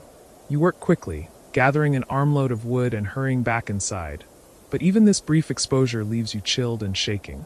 You think about Brother Thomas, about his stories of winter in other lands, and you wonder if there are places where winter is less brutal, where cold does not dominate existence so completely. It seems impossible, but then so much of what lies beyond your immediate experience seems impossible, and you have learned that the world is larger and stranger than your daily life would suggest. As evening approaches, your wife begins to prepare the evening meal, and you gather around the fire once more. The food is simple and inadequate, but it is warm, and there is a ritualistic comfort in the act of eating together, of sharing what little there is. The children are quieter than usual, and you wonder if they are simply tired, or if they are beginning to feel the weight of winter in the way that adults do, the cumulative burden of cold and hunger and confinement. You want to tell them that it will be all right, that spring will come and things will get better, but you are not certain this is true. You have seen springs that came too late, seasons when the stored food ran out before the new growth appeared, times when survival was a near thing. So instead of making promises you cannot keep, you simply reach out and tousle the nearest child's hair, a small gesture of affection that requires no words and makes no claims about the future. The evening proceeds as evenings do in winter, slowly, measured in the diminishment of the fire and the deepening of the cold. You tell a story, something you remember from your own childhood, a tale about a clever farmer who outwitted a greedy lord, and the children listen with the particular attention that stories command when there is little else to occupy the mind. Your wife adds details you had forgotten, and the story grows in the telling, becoming more elaborate and satisfying than the bare bones of the plot would suggest. There is a magic in this, in the way that words and imagination can create warmth of a different kind, can transport you temporarily beyond the confines of cold stone walls and limited resources. For the duration of the story, you are all somewhere else, in a world where cleverness triumphs and justice prevails, and the hardships of peasant life are obstacles to be overcome rather than immutable conditions. But the story ends as stories must, and you are returned to the reality of the cottage, the fire, the cold pressing in from all sides. You prepare for sleep with the same care as the previous nights, banking the fire, arranging the bedding, gathering the family close. The routine has become familiar, almost comforting in its predictability, and there is something to be said for knowing exactly what to do, for having rituals that carry you through the dangerous hours. You settle into your place between your wife and the wall, children arranged around and between you, and you feel the now familiar process of warmth beginning to pool and spread as bodies share their heat. Your wife's hand finds yours beneath the blankets, her fingers cold at first but gradually warming, and you hold on, this small connection a reminder that you are not alone in this struggle. She whispers something you do not quite hear, and you make a questioning sound, and she repeats it, just a comment about the chickens, wondering if they will make it through another month, a practical concern wrapped in the kind of worry that never quite leaves during winter. You whisper back something reassuring, though you share her concern, and you feel her squeeze your hand in response, accepting the comfort even if neither of you quite believes the reassurance. Sleep comes gradually, stealing over you in stages, and as you drift you become aware once again of how strange and precious this is, this gathering of human warmth in the face of inhuman cold.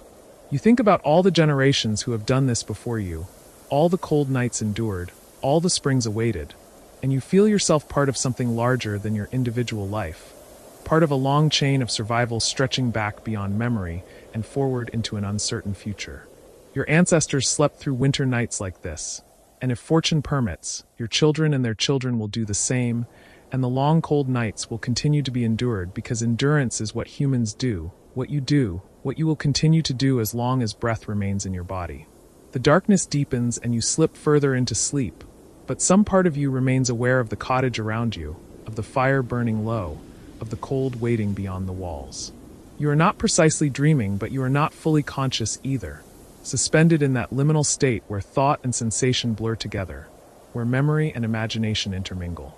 You see images of past winters and anticipated springs, of fields you have worked and will work again, of faces you have known, some still living, others long gone, and they flow through your mind without order or clear meaning, a procession of fragments that somehow adds up to the substance of your life.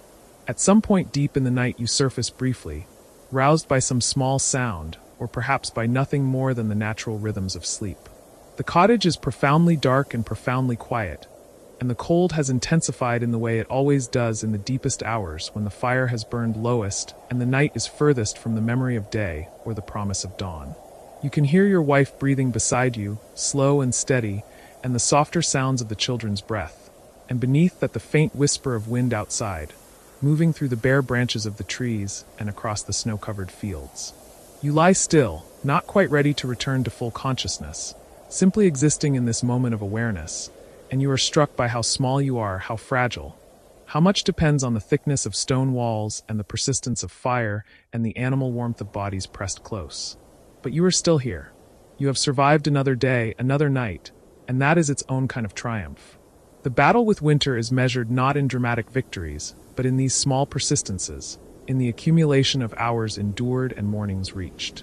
You think about the people in the other cottages, the ones you know and the countless others you do not, and you imagine them lying in similar darkness, wrapped in similar struggles, and there is something comforting in this vision of shared endurance. You are not alone, none of you are truly alone, because you are all engaged in the same fundamental task, all bent to the same purpose, all fighting the same enemy that is winter and cold and the endless threat of extinction. Your breathing slows and deepens once more, and you slip back towards sleep, but before consciousness fades entirely you make a small prayer, addressed to no particular deity but to the universe itself, or to whatever force governs the turning of seasons and the persistence of life. You pray for warmth, for spring, for survival. You pray for your family and your animals and your neighbors. You pray that the stored grain will last, and the well will not freeze solid, and disease will pass you by.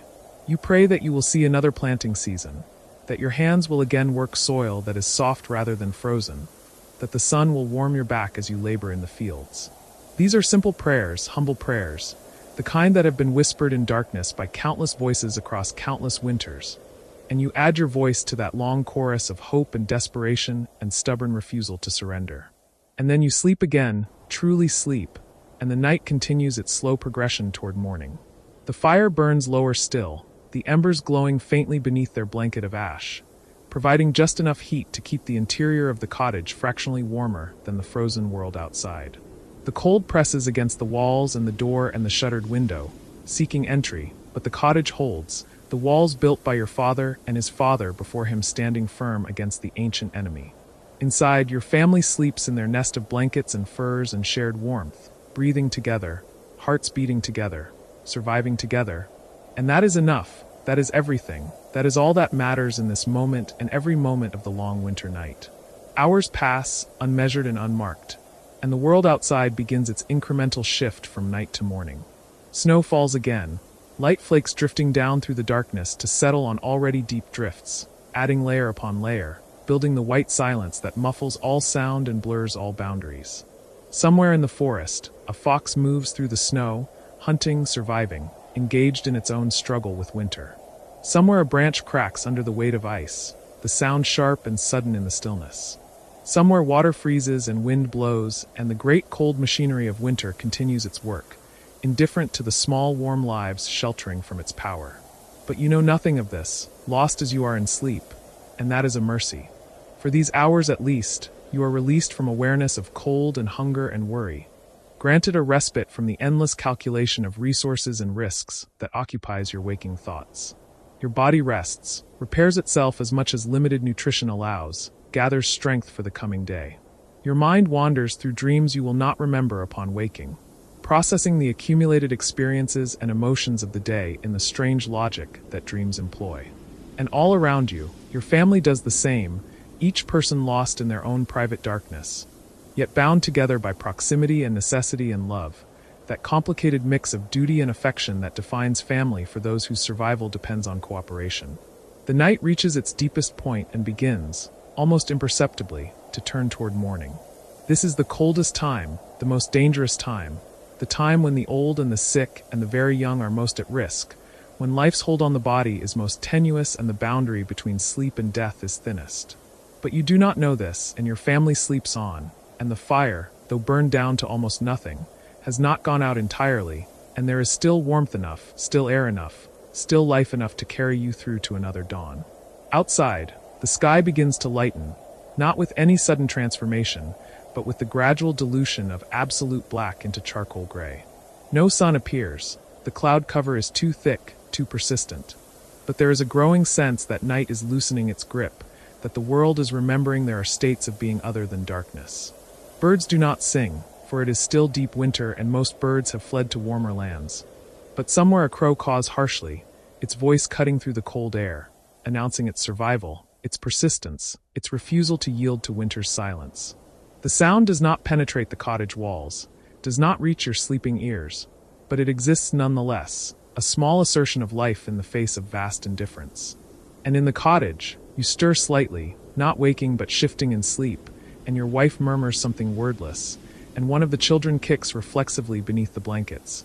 And these small movements are evidence that sleep continues, that the night has been survived once more, that morning approaches with its familiar burdens and its familiar mercies. The fire will need to be rebuilt, the animals will need tending, the day's small portion of food will need to be divided and consumed, and all the routines of survival will need to be enacted again and again and again, for as many days as winter lasts, for as long as strength and fortune hold. But for now, in this moment, there is only this, the warmth of bodies in darkness, the shelter of stone walls, the persistence of breath and heartbeat, the simple fact of continuing to be.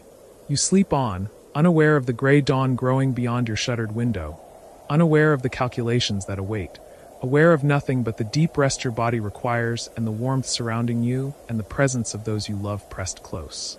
And this, too, is how the coldest nights are passed, not only through preparation and effort and the careful management of resources, but through the surrender to sleep, the trust that morning will come, the faith that you will wake again and find the strength to face another day. The long night softens toward ending, though night and day in deep winter are less distinct states than gradations of the same essential dimness. But life continues, stubborn and improbable, in stone cottages scattered across a frozen landscape, in the bodies of men and women and children who have learned that survival is measured not in years but in moments, not in grand gestures but in small persistences, not in the avoidance of hardship but in the endurance of it. And so you sleep, and so the night passes, and so another winter day arrives, indistinguishable from yesterday and likely indistinguishable from tomorrow.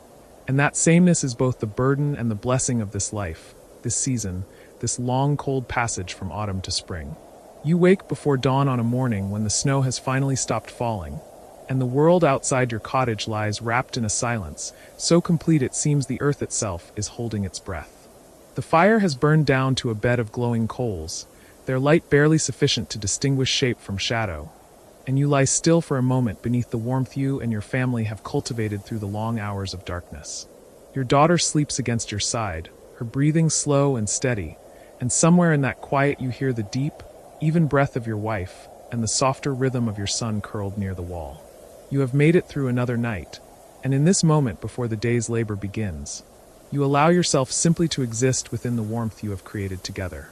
The years have taught you that survival is not a single dramatic act, but an accumulation of small, deliberate choices repeated across seasons until they become the texture of life itself. You think of your grandfather's hands, gnarled and scarred from decades of work, and how those same hands could coax fire from damp tinder on the coldest mornings. You think of your mother singing quietly while she spun thread by firelight, her voice weaving a kind of protection around the household that had nothing to do with walls or thatch. You think of the first winter you spent with your wife, newly married, when you were both so young you thought love alone would keep you warm, and how you learned together, through trial and cold and occasional failure, that love expresses itself most truly through attention to the practical matters that sustain life. The cottage walls around you hold the memory of every winter you have spent within them. The smoke-darkened beams overhead, the packed earth floor worn smooth by countless footsteps, the stones of the hearth blackened by years of fire. All of these speak to the continuity of human presence, the unbroken chain of people who have warmed themselves at fires like yours and risen to face the cold with whatever resources they possessed. You are part of that chain, neither its beginning nor its end, and there is comfort in knowing that the knowledge you carry forward was earned by those who came before you and will be passed, in turn, to those who follow. You ease yourself up carefully, trying not to disturb your daughter, and move toward the hearth in the pre-dawn dimness. The coals still hold heat, and you add a handful of the driest kindling, watching as small flames begin to lick upward, catching and spreading with quiet determination. The light grows, pushing back the shadows that have pooled in the corners of the room, and you see your wife's eyes open, reflecting the new firelight. She does not speak, but she nods slightly, a gesture of acknowledgement that means everything. Another night survived, another morning begun, the endless cycle continuing as it must. Outside, the first birds begin their tentative songs, testing the frozen air with notes that seem fragile as glass. The darkness is lifting, not all at once, but in gradual degrees, the sky shifting from black to deep blue to a pale gray that holds the promise of eventual sunrise. You move to the door and crack it open just enough to see out, and the cold that enters is sharp and clean, scented with snow and wood smoke from other cottages beginning their own morning fires. The village is waking, each household performing its own quiet rituals of survival, and you can picture them: the careful rekindling of fires, the checking of animals, the breaking of ice in water buckets, all the small necessary acts that stitch life together day by day. Your wife rises and comes to stand beside you, and together you look out at the snow-covered landscape that the night has left behind. The field where you labored all through summer and autumn lies buried beneath a white blanket that transforms everything, making the familiar strange and beautiful. The bare trees stand like dark tracings against the pale sky, their branches weighted with snow, and in the distance you can just make out the smoke rising from the manor house, gray columns ascending into the cold morning air. The world is still and frozen, but it is not dead. Beneath the snow, beneath the ice, beneath the cold surface of things, life persists, waiting for the return of warmth. You think about the months ahead, the long, slow march towards spring that will require every bit of knowledge and endurance you possess. The stores in your loft must be carefully rationed. The fire must be maintained without depleting your wood supply too quickly. The animals must be kept alive through cold and scarcity. You think about your children and what they will need from you. Not just food and warmth, but the example of how to face hardship without despair, how to find moments of grace within difficulty, how to maintain hope when the cold seems endless. These are not lessons that can be taught through words alone. They must be demonstrated through the way you move through each day, the steadiness of your presence, the quiet determination with which you attend to each necessary task. Your daughter stirs behind you, and you turn to see her sitting up, rubbing sleep from her eyes. She looks toward the fire, then toward the open door where cold air is seeping in, and you see her make the small calculation that everyone in this time and place must make countless times each day, whether the information gained from looking out is worth the warmth lost in the looking. She rises and comes to you, and you put your arm around her shoulders as she peers out at the transformed landscape. For a moment you remember her as an infant, so impossibly small and vulnerable that you wondered how any child survived the winter. And you feel the weight of all the years between then and now, all the nights you kept her warm, all the mornings you woke to tend the fire before she felt the cold. "It's beautiful," she says quietly, and you nod because it is. The snow has a way of making even the hardest life seem touched by something beyond mere survival. But you also know that beauty and hardship are not opposites, that one does not cancel out the other, and that learning to see the beauty while still respecting the danger is part of what it means to live with wisdom in a world that does not cushion its blows. Your son wakes as well, and soon the cottage is filled with the quiet bustle of morning. The fire built higher, the water heated, the simple breakfast of bread and warmed ale shared around the hearth. These rituals ground you, connecting each new day to all the days that came before and all that will come after. You eat slowly, savoring the warmth of the food and the warmth of the fire and the warmth of your family gathered close, knowing that soon you will have to venture out into the cold to begin the day's work. But also knowing that you will return, that this space and these people will be here, that the fire will be kept alive in your absence. When the meal is finished, you dress in your warmest clothing, layers accumulated and mended over years, each piece serving its purpose, nothing wasted. Your wife does the same, and together you prepare to face whatever the day requires. Your daughter will stay inside with her brother, tending the fire and working at the small tasks that can be done within the cottage's warmth. She knows what to do. You have taught her through years of example, and she has learned not just the mechanics of survival but the attitude required. The patience, the attention to detail, the ability to find satisfaction in work well done even when the work is repetitive and hard. You step outside into the morning, your wife beside you, and the cold wraps around you like a physical thing, pressing against any exposed skin, seeping through the layers of wool and leather. The snow comes up past your ankles, and each step requires effort, but you move with the practiced efficiency of someone who has walked through countless winters. The path to the animal shelter is barely visible, but your feet know the way, and you follow the route by memory as much as by sight. The animals are restless, their breath steaming in the cold air of the shelter, and you tend to them with the same careful attention you give to everything that matters, checking each one for signs of illness or injury, doling out the precious hay and grain, speaking quietly to calm them. These animals are not pets, they are resources upon which your survival depends, but that does not mean you treat them harshly. You have learned that animals kept in reasonable comfort and handled with steady calmness are healthier and more productive. And beyond that calculation lies a simple recognition that they too are living things enduring the hardship of winter, doing their best to survive just as you are. When the animals are tended, you move on to the other tasks that winter demands, clearing snow from pathways, checking on neighbors who might need assistance, gathering more wood from the dwindling supply stacked against the cottage wall. Each task flows into the next with a kind of meditative rhythm, and you find your mind both focused on the work and simultaneously wandering through memory and thought. You remember other winters, both harder and easier than this one. You remember the year the snow came so deep that the entire village was cut off for weeks, and how people shared what they had until the thaw came. You remember the winter your father died, and how the cold seemed to seep into your bones and stay there, a chill that had nothing to do with temperature.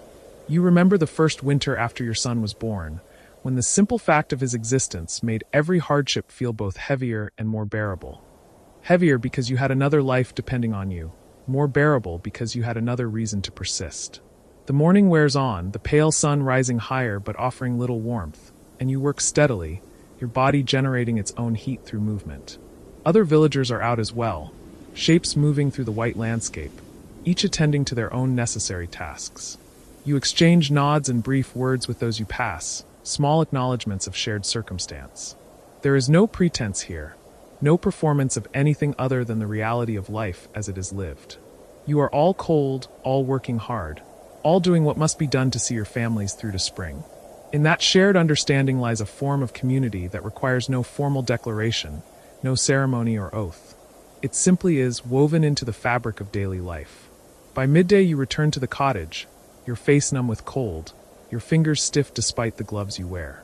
Your wife has kept the fire strong, and the warmth inside feels almost shocking after hours in the cold. Your daughter hands you a cup of warmed ale, and you wrap your hands around it, feeling the heat seep into your frozen fingers. You sit for a while, not speaking much, simply present with your family in the small, warm space you have created together. Outside the wind has picked up, rattling the shutters, but inside you are safe for now, sheltered by walls and thatch and the collective knowledge of generations who learned how to survive in climates that tested the limits of human endurance. The afternoon brings more work.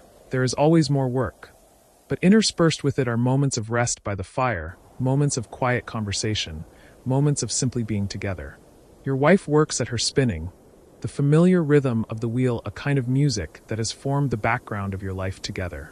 Your daughter helps with the preparation of the evening meal, learning through repetition the skills she will need when she has a household of her own.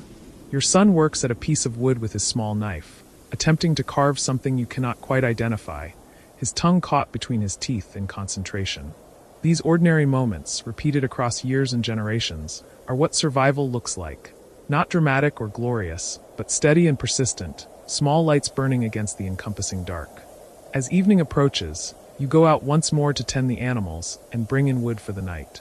The sky is clear now, and you know this means the temperature will drop even further once the sun sets. Already you can feel the cold deepening, becoming sharper and more penetrating. You work quickly, efficiently, your body remembering the motions even as your mind drifts. You think about spring, but not with desperate longing, more with quiet certainty. Spring will come because it always has. The wheel of seasons turns regardless of human will or wish, and your task is not to speed its turning, but to endure until it brings you round again to warmth and growth and easier days. Inside once more, you secure the door and check the shutters, making sure no gaps remain for the cold to exploit. The fire is built high for the evening, and your family gathers close to it as the light outside fades from gray to black. The evening meal is simple but adequate.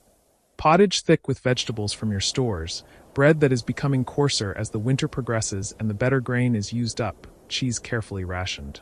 You eat slowly, grateful for the warmth in your belly and the warmth at your back, grateful for the faces around you illuminated by firelight, grateful to have survived another day and to face another night with resources sufficient to see you through.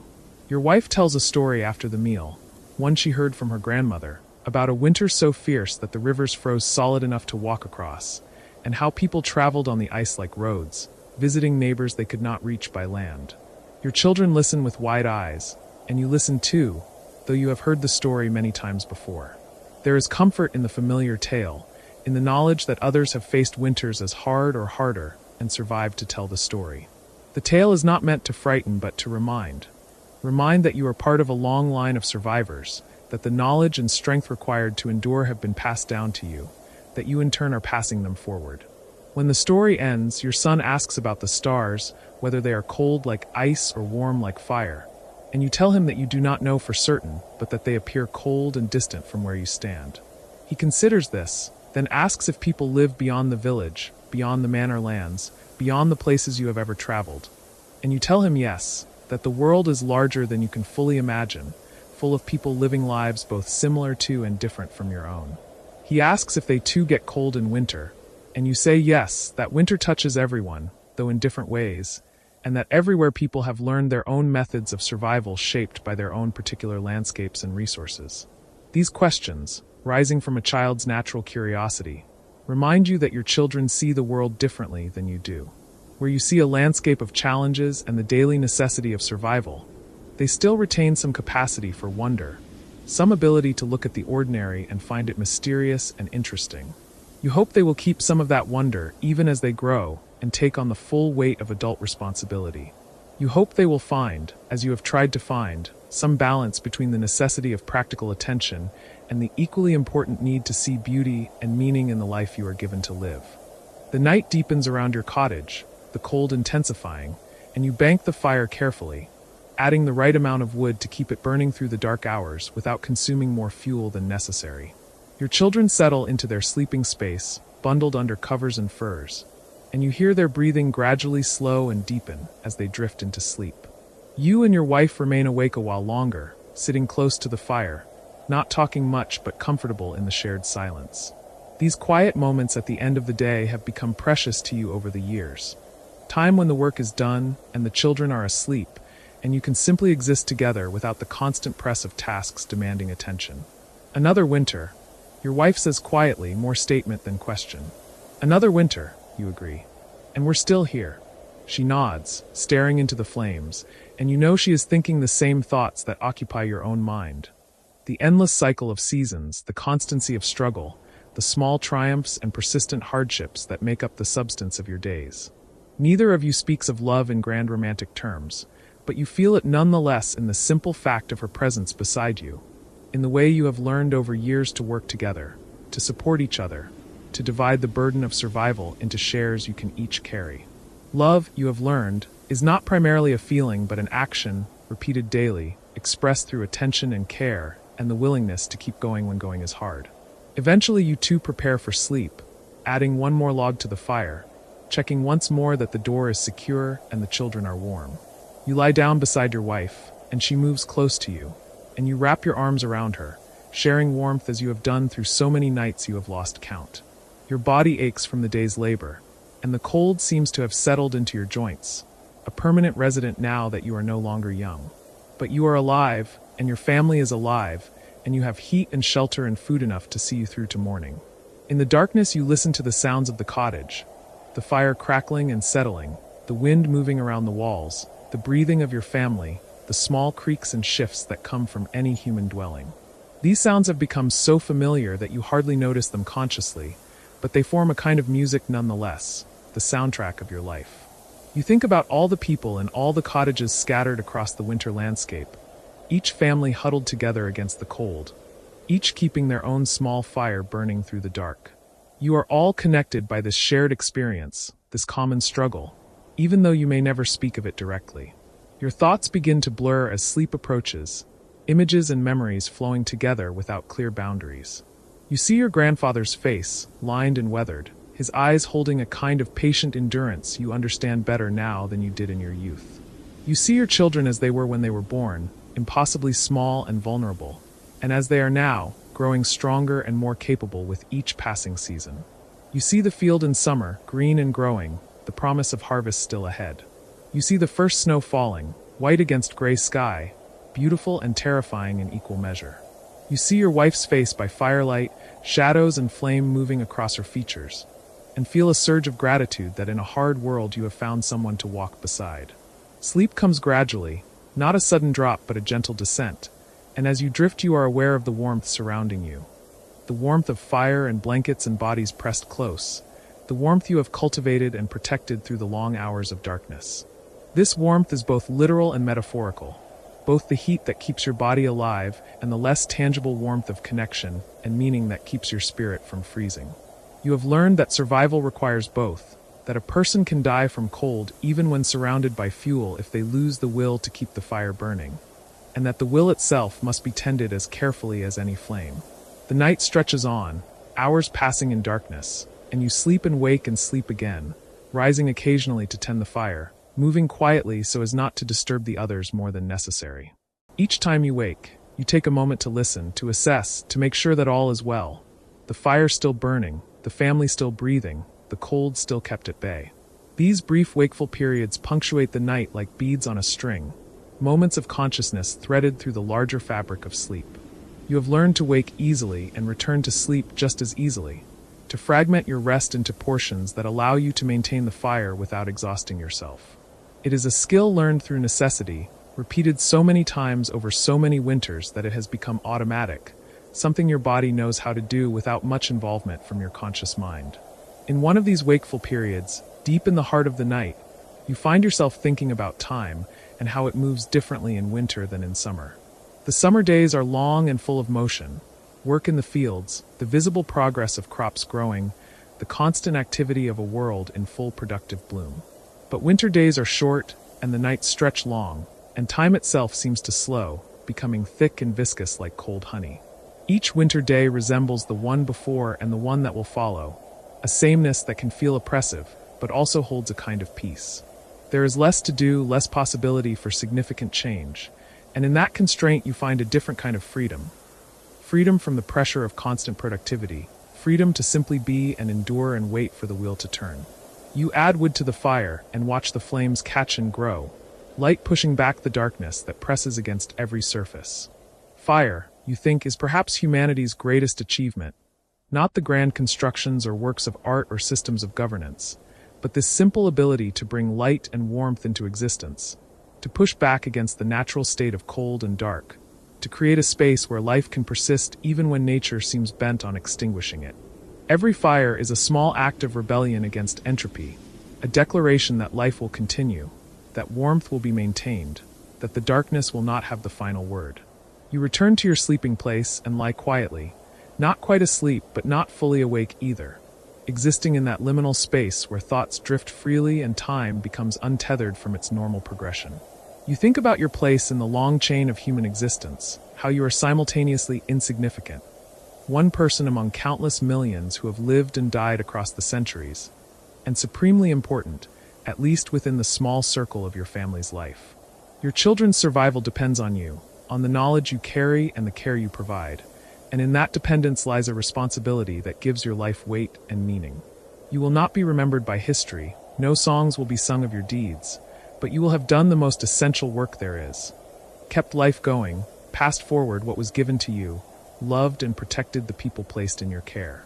Dawn approaches slowly, the darkness thinning by degrees too subtle to mark in any single moment, but unmistakable over time. You sense the change before you see it, some internal clock attuned to the rhythm of days and nights, and you rise once more to build up the fire before the household wakes. The coals still glow red beneath the ash, and you add kindling first, then larger pieces, watching as the flames return to full life.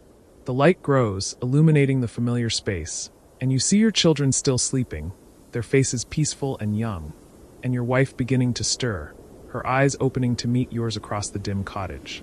Another night has passed. Another morning has arrived. The cold still presses against the walls, the winter still stretches ahead, the work still waits to be done. But you have made it through once more, and that is enough. That has to be enough. You do not expect miracles or sudden changes, or rescue from the basic conditions of your existence. You expect only what experience has taught you to expect. That if you pay attention, if you work steadily, if you care for what needs caring for and waste nothing, and remember what you have been taught, you will probably survive to see spring.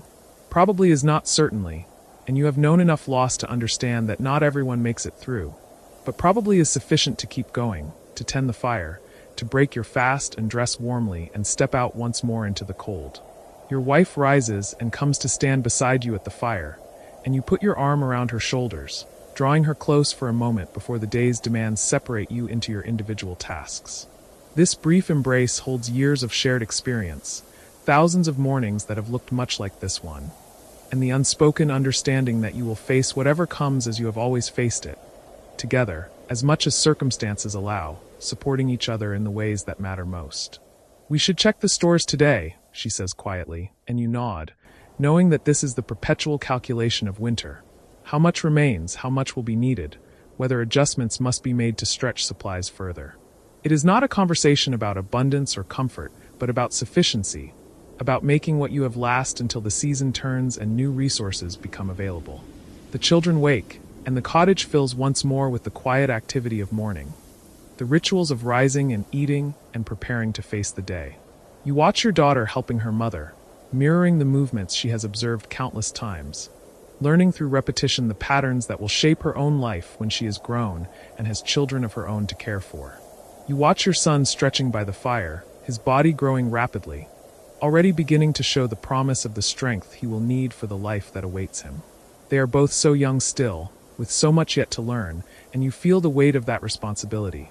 To teach them not just skills but resilience, not just knowledge but wisdom, not just how to survive but how to find meaning in survival.